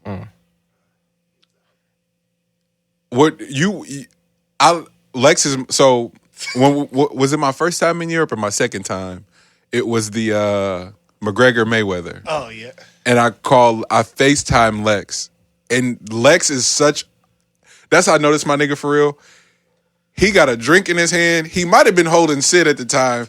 And kept the phone on FaceTime for me so I could watch the fight in real time. We were in Europe and had nowhere to watch it. So you're my fighting, like, guru, what were you thinking? Give me your play-by-play. I didn't know. I'm like you. I didn't know Nate was fighting, and then I found out he was fighting, and then He was what? It was supposed to be Antonio Brown. No. Yes. what? It was originally Antonio Brown.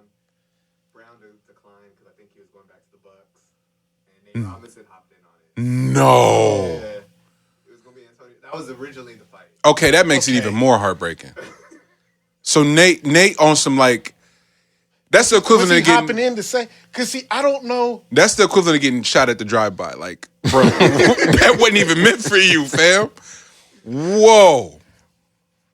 Was he just hopping in to make sure the show goes on, 'cause or they- did him and Jake really have a problem with each other? I mean, they started to do the whole Promoting the fight, yeah. Okay. do the build up, the wrestling. But build-up. the Paul brothers be talking shit. They do. They be talking big shit online. Got an FBR charge against Oh yeah. They raided that nigga's house and everything. Like if Yeah, they said he's the most hated person online, and that big facts. He feel like he's found his calling. big facts. He's gonna see what he do, but like the boxing shit might be what he looking. He looking for Conor McGregor.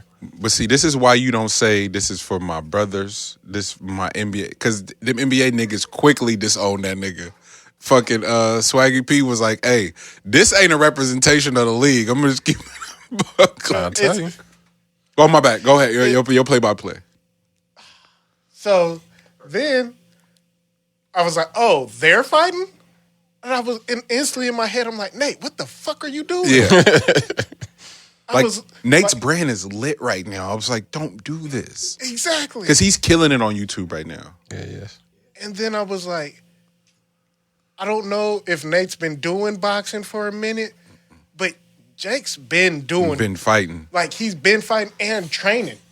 Like he's really been training. Like there's clips of him with fucking the Gypsy King. Yep. So I was like, this is not right. Yeah. I was like, are they even in the same weight class? Because this isn't right. Man. And then when it happened, I was just like, anybody You that seen it thought, coming Yeah. mile away. When the bell rung and he just rushed him, I was like, oh no. No. When he got knocked down the first time and he said it was in the back of the head, I was like, right then the ref should have just said, nah, player, this ain't for you. Let's just stop it now before you end up becoming just a real meme. And then it happened. Then it happened. And that's how I saw it. You didn't watch Real Time, did you? Huh? You watch Real Time? Bro, I'm not watching this shit. Okay, yeah. I didn't think you were watching. You were watching Real Time? Yeah. Yeah, nah, but Yeah. And that was, see? Then the second one happened. And I was like, okay, stop it. They're like, nah, nope. You doing this for all the NBA? We gonna see what happens. You gonna take this one. Jim Gray was interviewing Paul at the end of the fight. Nate was still on the floor in the ring. Yeah, no, yeah. Like, it's cold because I'm like, is that what fame and entertainment cost? hey, that's the part that I was like when that got sent to the group text. I was like, that's the cruel part about this whole thing is that unfortunately this goes beyond like the dunk Nate, contest. yeah, but this all also that. goes beyond like Nate Robinson per se. You know what I'm saying? This is like this unfortunately, as cruel as it is, this puts us in those places where this is the reason why people shoot, and I hate. Oh I yeah, hate yeah. that That was immediately what G like said. that's where my mind goes. Like I hate that that's the case, but Lose truth your be fate on the told, line. You can't lose, and especially you can't lose with phones out. You know what I'm saying? And this one is cameras and shit like that, and people can immediately upload shit and make it into internet memes and shit like that. And the whole world is in on the joke. Bro, somebody needs to be looking out for what's going on with Nate right now. Like where his mind is right now. We need to be looking. And then also just like the fucking viewership, bro. Like that shit really be hurting my soul. Like, cause I know that means that there ain't gonna be cats that be ready to shoot the fade. Because they know if this the case of the fade, that there's a possibility that the entire world is in on this joke and you have no get back. Like that's the shit that be killing me, bro. It's funny though. I mean, it's funny. It's a funny situation. It's just that it just doesn't look good for the overall masses. Like overall masses ain't entertainment. You know what I'm saying? Like this is cats to just be outside And they don't know how to do none of this shit. Like, they talk this big talk, but don't know how to put hands to fist to nothing. Don't know, they ain't never connected on a jaw. You know what I'm saying? Like, ain't never ate a punch.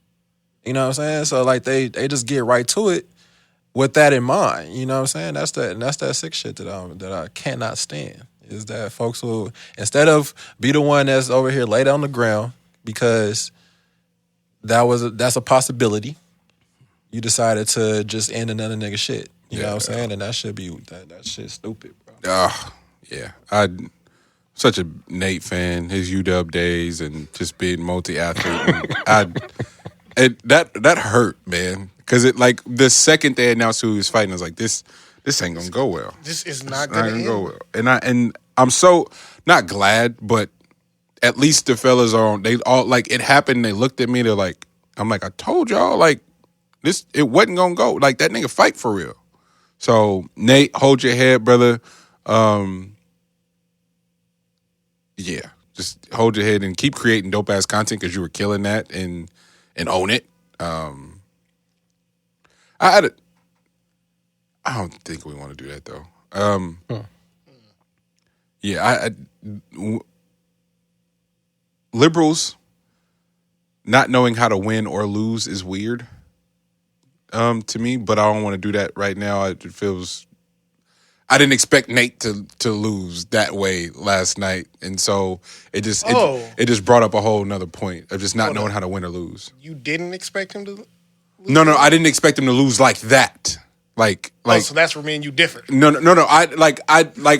But like you though, if you get knocked down twice, my nigga, just call it. Like, I didn't think they was gonna let nobody get knocked the fuck out like that. You know what I'm saying? Like, I was like, yo, he gonna lose, like, for real. But don't let my man go out like that's crazy. Like, you know, but.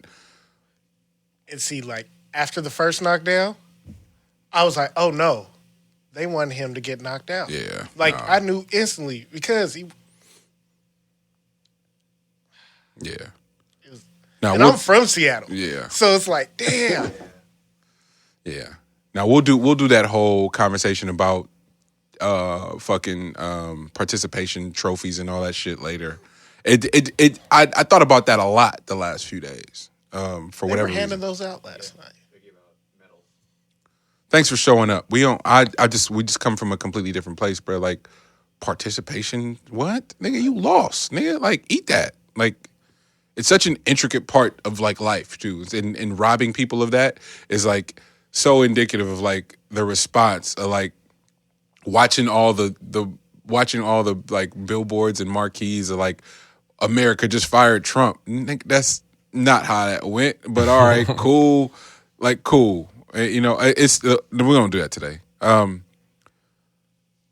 video went viral of T.I., Benny the Butcher, and Young Thug having a discussion. And per, like, capita of what occupies my little hip-hop infused heart, I can honestly say I've never been more heartbroken. Young Thug made it his mission, who I like, and I think I'm so heartbroken because of how much I love Young Thug and think he's brilliant. He just made it his mission and went out of his way to attack Andre 3000. And I'm not mad at Thug. I'm disappointed. That's what your parents do to you. I'm not mad. I'm just disappointed. So you're trying to say you're disheartened too?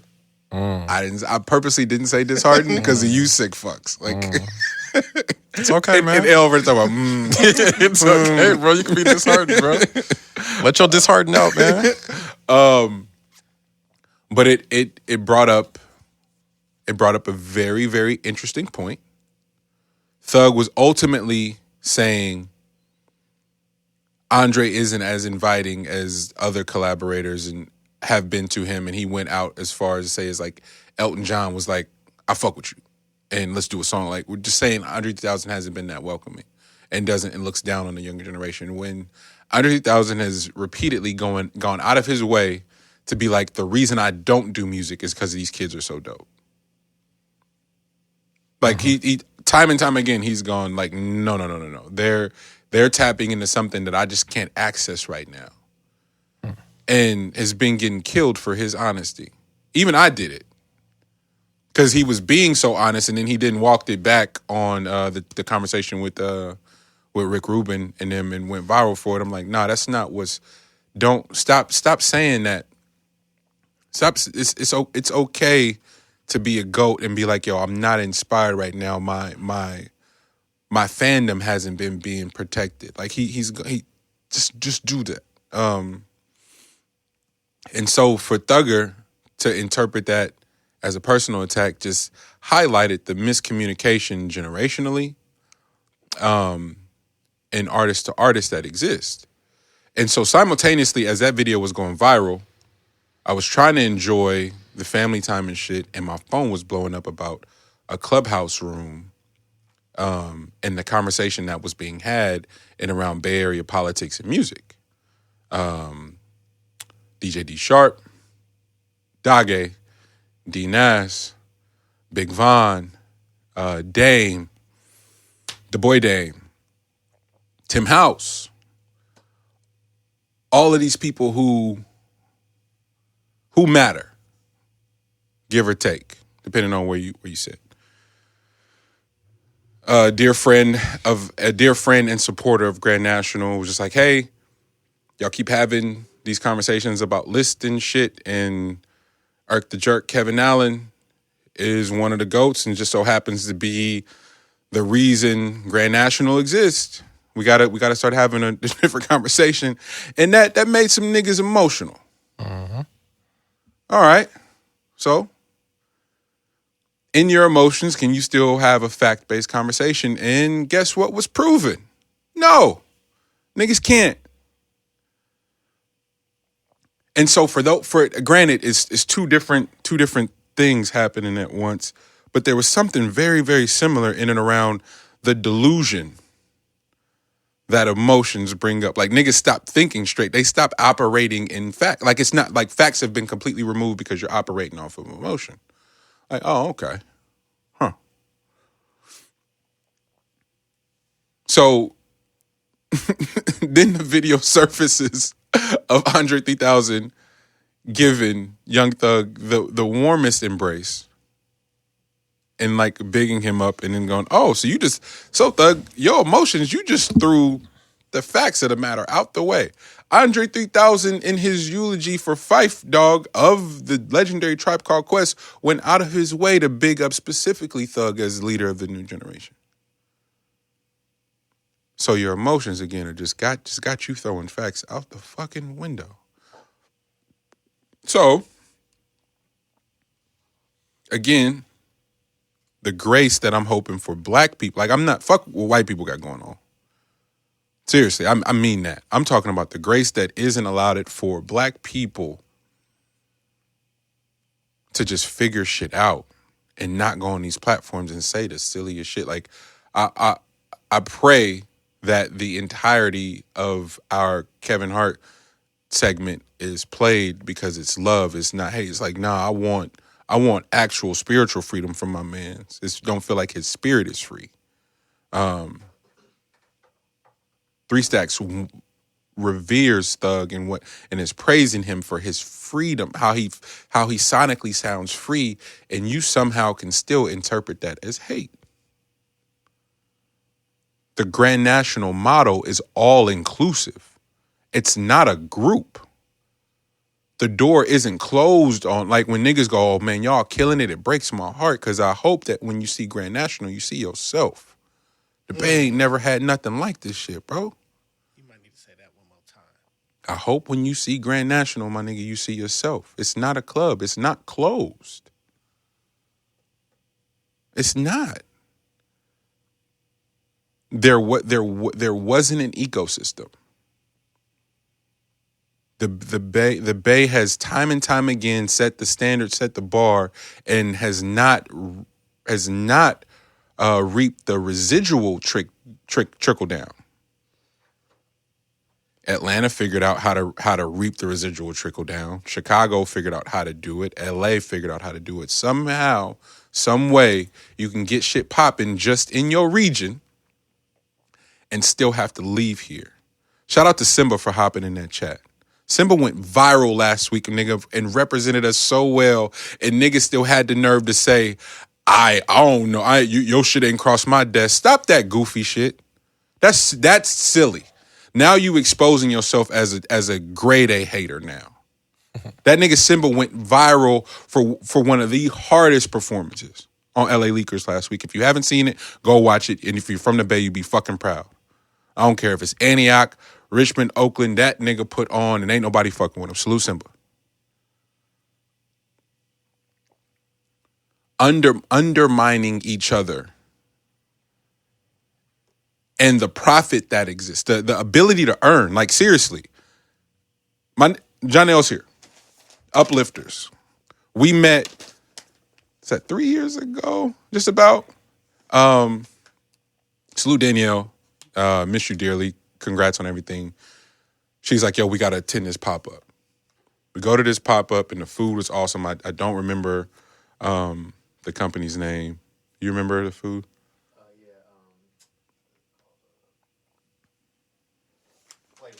Flavor.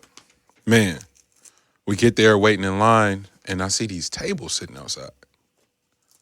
But on the table was Domino's. Let Deuce and Kev tell it them niggas nicer than me. Let L tell it he nicer than me. I'm not trying to hear none of that, bro. Be waxing all these niggas. Domino's. Prank, where you at? Hey, ask, next time you see Prank, ask him what lunch used to be like, nigga. But Domino's is a real love language. And here it is, this black man building these fucking custom tables and making these domino sets. And I'm going, like, immediately I go, this is the flyest shit I've ever seen because it's something that's specific to us. My mother, my grandmother, my uncle, his dad, like, our love language is, nigga, can you sit down and can you withstand the heat at this domino table and getting talked to? Hella crazy. Super disrespectful. Nonstop. Hey, and it be all love. It's lit. No, it's true. Like, the crazier they talk to you, the more they fuck with you. And if you ain't never been in it, you don't understand it. And so I'm going, this is back to the participation trophy and all this shit. I'm like, oh, bruh, niggas don't know how to lose. Niggas don't know how to not have somebody kiss their ass. Niggas don't know how to not have instant gratification.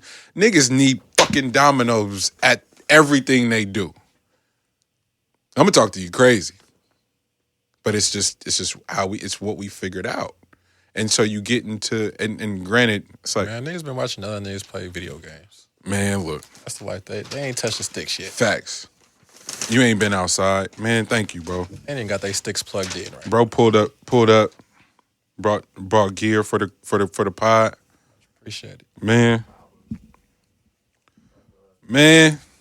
See what I mean? Like, this is the type of shit I'm talking about. Ecosystem. So back to the ecosystem conversation.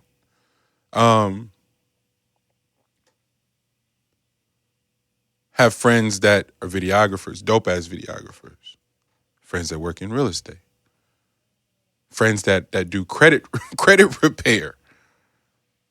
Like, I think often when people are talking about ecosystem, they think we're just talking about rap. Fuck rap. Literally. Everybody can rap. Not talking about that. But as far as making a record, oh yeah, that's not done. I'm about to call B. Simmons. B. Simmons is gonna come play keys and he might compose. I'm gonna call Kate. Kate gonna restructure your whole shit. And it's gonna sound phenomenal. If you want to talk music. Just care. I just care so much about us. I want to go the extra mile, make sure we're represented right. But I also want to go the extra mile and make sure we retain some fucking ownership this time. We keep giving everything away for pennies on the dollar. And you niggas want to talk about who don't like you. Mm-hmm. Oh, we're completely having two different conversations. I want wealth for you, both monetarily and spiritually. I want your spirit to be intact. Andre 3000 is showing us how to keep our spirit intact. It's like, fuck karaoke, bro. Y'all got them Outkast records already. I'm trying to learn how to play this flute, my nigga. On my own time. I don't know how people can look at that representation of black freedom of like, yo, hey, I got this role for Jimi Hendrix. I'm about to go learn how to play left-handed guitar on a right-handed guitar so I can embody Jimi Hendrix for real. Like, that's freedom. And you got the nerve to be like, oh, he don't really fuck with me like that. Bruh, I'm learning a new fucking craft. Tyler, the Creator, picks up a new instrument in between every album. Yet, and still is all, niggas don't really fuck with Tyler like that. They said niggas didn't fuck with Dave Chappelle. Now he's y'all king. Black Thug, go do you. And it'll come.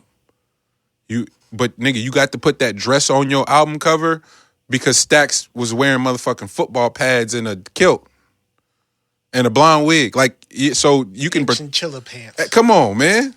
So you can talk that silly shit like you didn't know who that was, but he's single-handedly responsible for you, whether you know it or not. And if Wayne is your idol, guess who Wayne was looking to? So don't you ever, it's just some shit I'm not gonna stand for. Like, you can come for other niggas. It's just some certain shit I'm not gonna stand for, and that's niggas coming for anything that the Dungeon family produced. Because so many of us wouldn't exist if it wasn't for Organized Noise. So many of us wouldn't exist if it wasn't for Goody Mob. So many of us wouldn't exist if it wasn't for Outkast and everything that was produced at Stankonia Studios. And we got to draw a line. Like, I get niggas want to go viral and want to have their moments and say silly shit. By all means. But then you got to have a conversation over and over again and be reminded why it is that you exist and why niggas fuck with you. All that crazy alien voices Stax and Big was doing on them records. Hey, it's a reason. Like, thresholds and people's palates were being greased. That sounds crazy, I know. But follow me. Follow me. Yo. Follow me though. It's all love, man. And it's all love. But I meant that shit. It really, really hurt because Young Thug is so brilliant. And for him to feel that way is indicative of how sensitive, and not soft. Not soft. Soft and sensitive, two different things. But how sensitive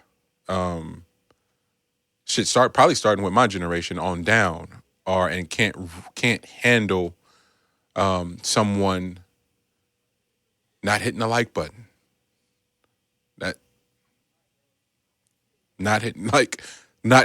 Andre's not online to hit the like button, nigga. He probably don't have no phone.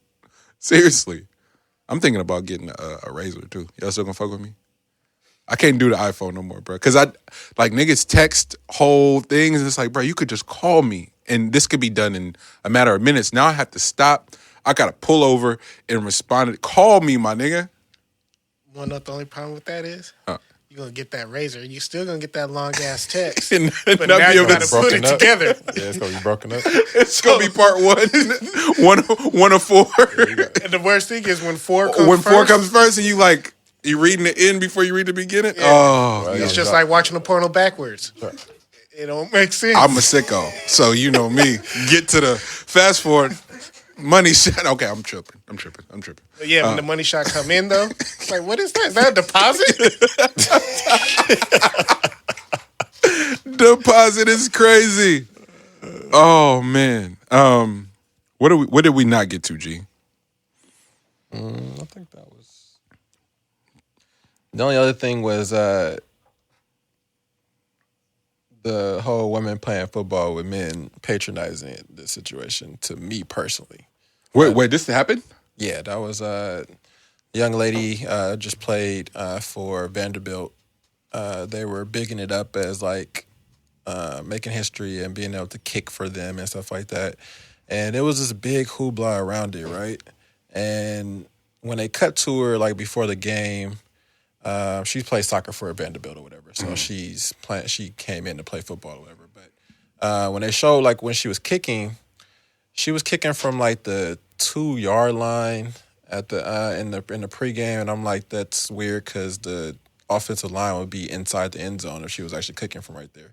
And then they played when the game started. She didn't play throughout the game, but then she did come in to do a kickoff when they were down like 47-0 or some shit. Yeah. And then that was like this huge thing. And for me personally, I'm all for like the blending and breaking barriers. And there was a bunch of stuff about like my daughter was watching this and that and the other, which is all fine and cool and stuff like that. But for me personally, I felt like I don't think you can find something more patronizing than this whole situation that just took place, man. Bro. Like, some things is just like, all right, I get equality across the board. We need to have more equality in pay and stuff like that. I get that whole argument, right?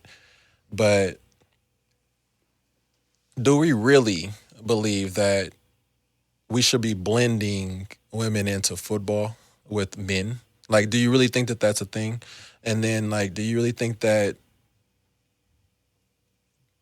luckily that wasn't what this situation was, but given that if it was a point where she could kick a field goal, do you think that would be the safest thing? And do you think that if she got her thing rocked, that we wouldn't be talking about, bro, how the hell do we do that shit in the first place? And that should not happen, because it's just natural that you cannot blend these two, bro. Like, the same thing with, like, I get it. We got women that are amazing at playing basketball. I get it. Oh, here we go. I get it. They got game. Here we go. They got game. Go out. Just get us canceled. Just get us we canceled. Here. Go ahead. Go for it. There's not a bigger advocate like that. I'm a big advocate for women getting equal attention when it comes to playing basketball, because the fundamentals are crazy. You're not about to have no double ankle brace playing against Kyrie Irving. All right, man. Oh, man. Hey, go ahead.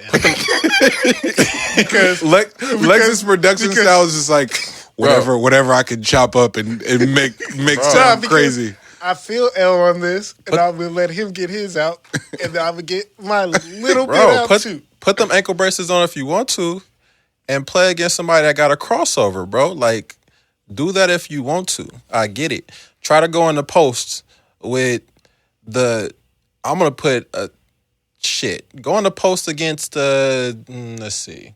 Ain't no more post moves, man. Ain't no more bigs. I'm just saying. Who got a post move today?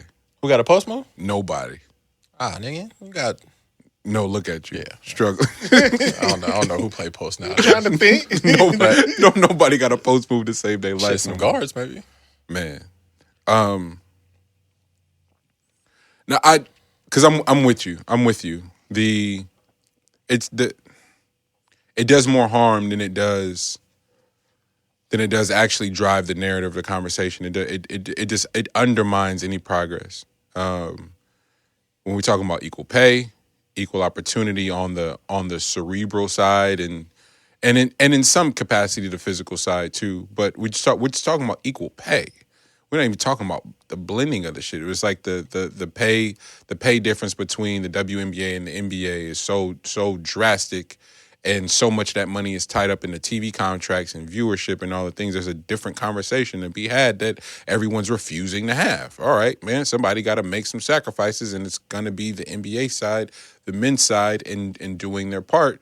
But nobody's really having those conversations. All right, cool. So for your answer to be, yo, let's have a female kicker, and not have any females in front office and on the coaching staff, bro. Y'all, what are we like? That's the access we're talking about. That's the opportunity we're talking. Like, it's just Americans' inability to think logistically and to problem solve is showcased time and time again. Comprehension's low. Just read the problem solving. Just read the room. Just read the room. Now, Monty did touch on something that I do agree with. Now, if we're going to have, say, WNBA, right? I do agree that it is ridiculous that every single coach starting off in the WNBA is not a woman.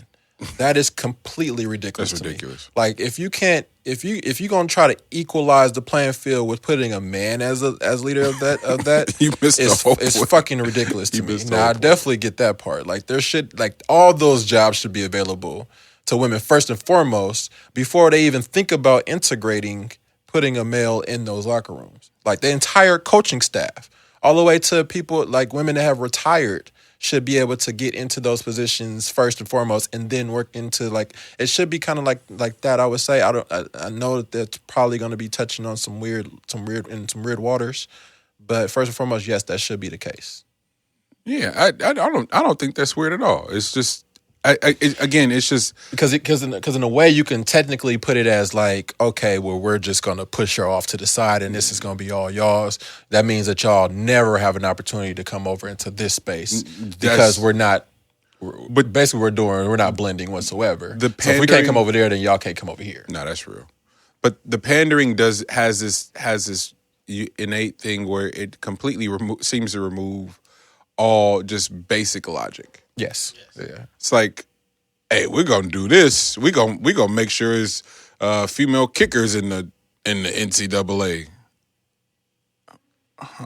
You don't have any female coaches on the staff on either men or you're not blending the coaching staff. You're not it's just confusing, and it's just like steps you'd like to consider before these quote unquote grandstands are made. That's all. It's like the grandstand feels so disingenuous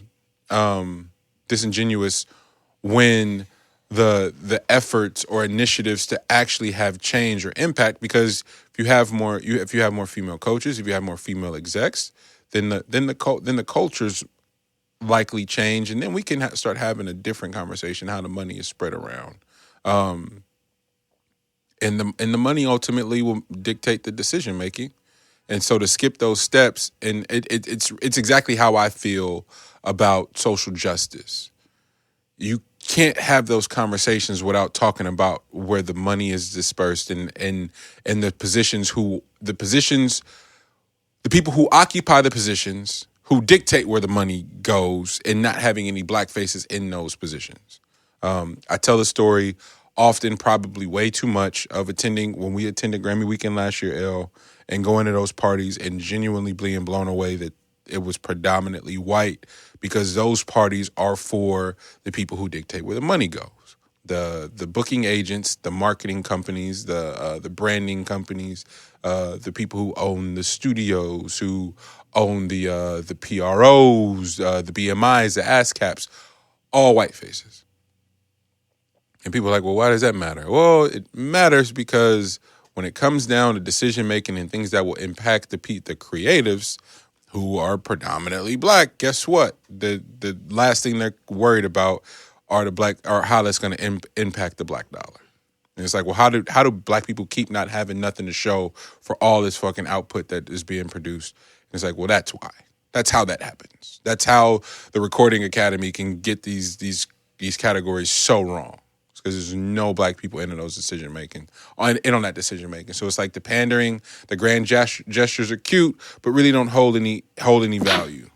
Bless you. Thank you. Yeah, man. How we feeling? Great. I want to again thank you our sponsors for today, The Reef, Northwest Pizza and Pasta, my brother Jonelle for pulling up, Uplifters, tap in. I'll have that link in the description. Let's Bubble Productions for everything visual. The pod, man. I can't thank you enough, Lex, and what you've contributed to the pod. Your 1 year anniversary last week was fucking hilarious. I get fired. It feels special. Salute Grand National, Drums and Ammo, most importantly Brave Area.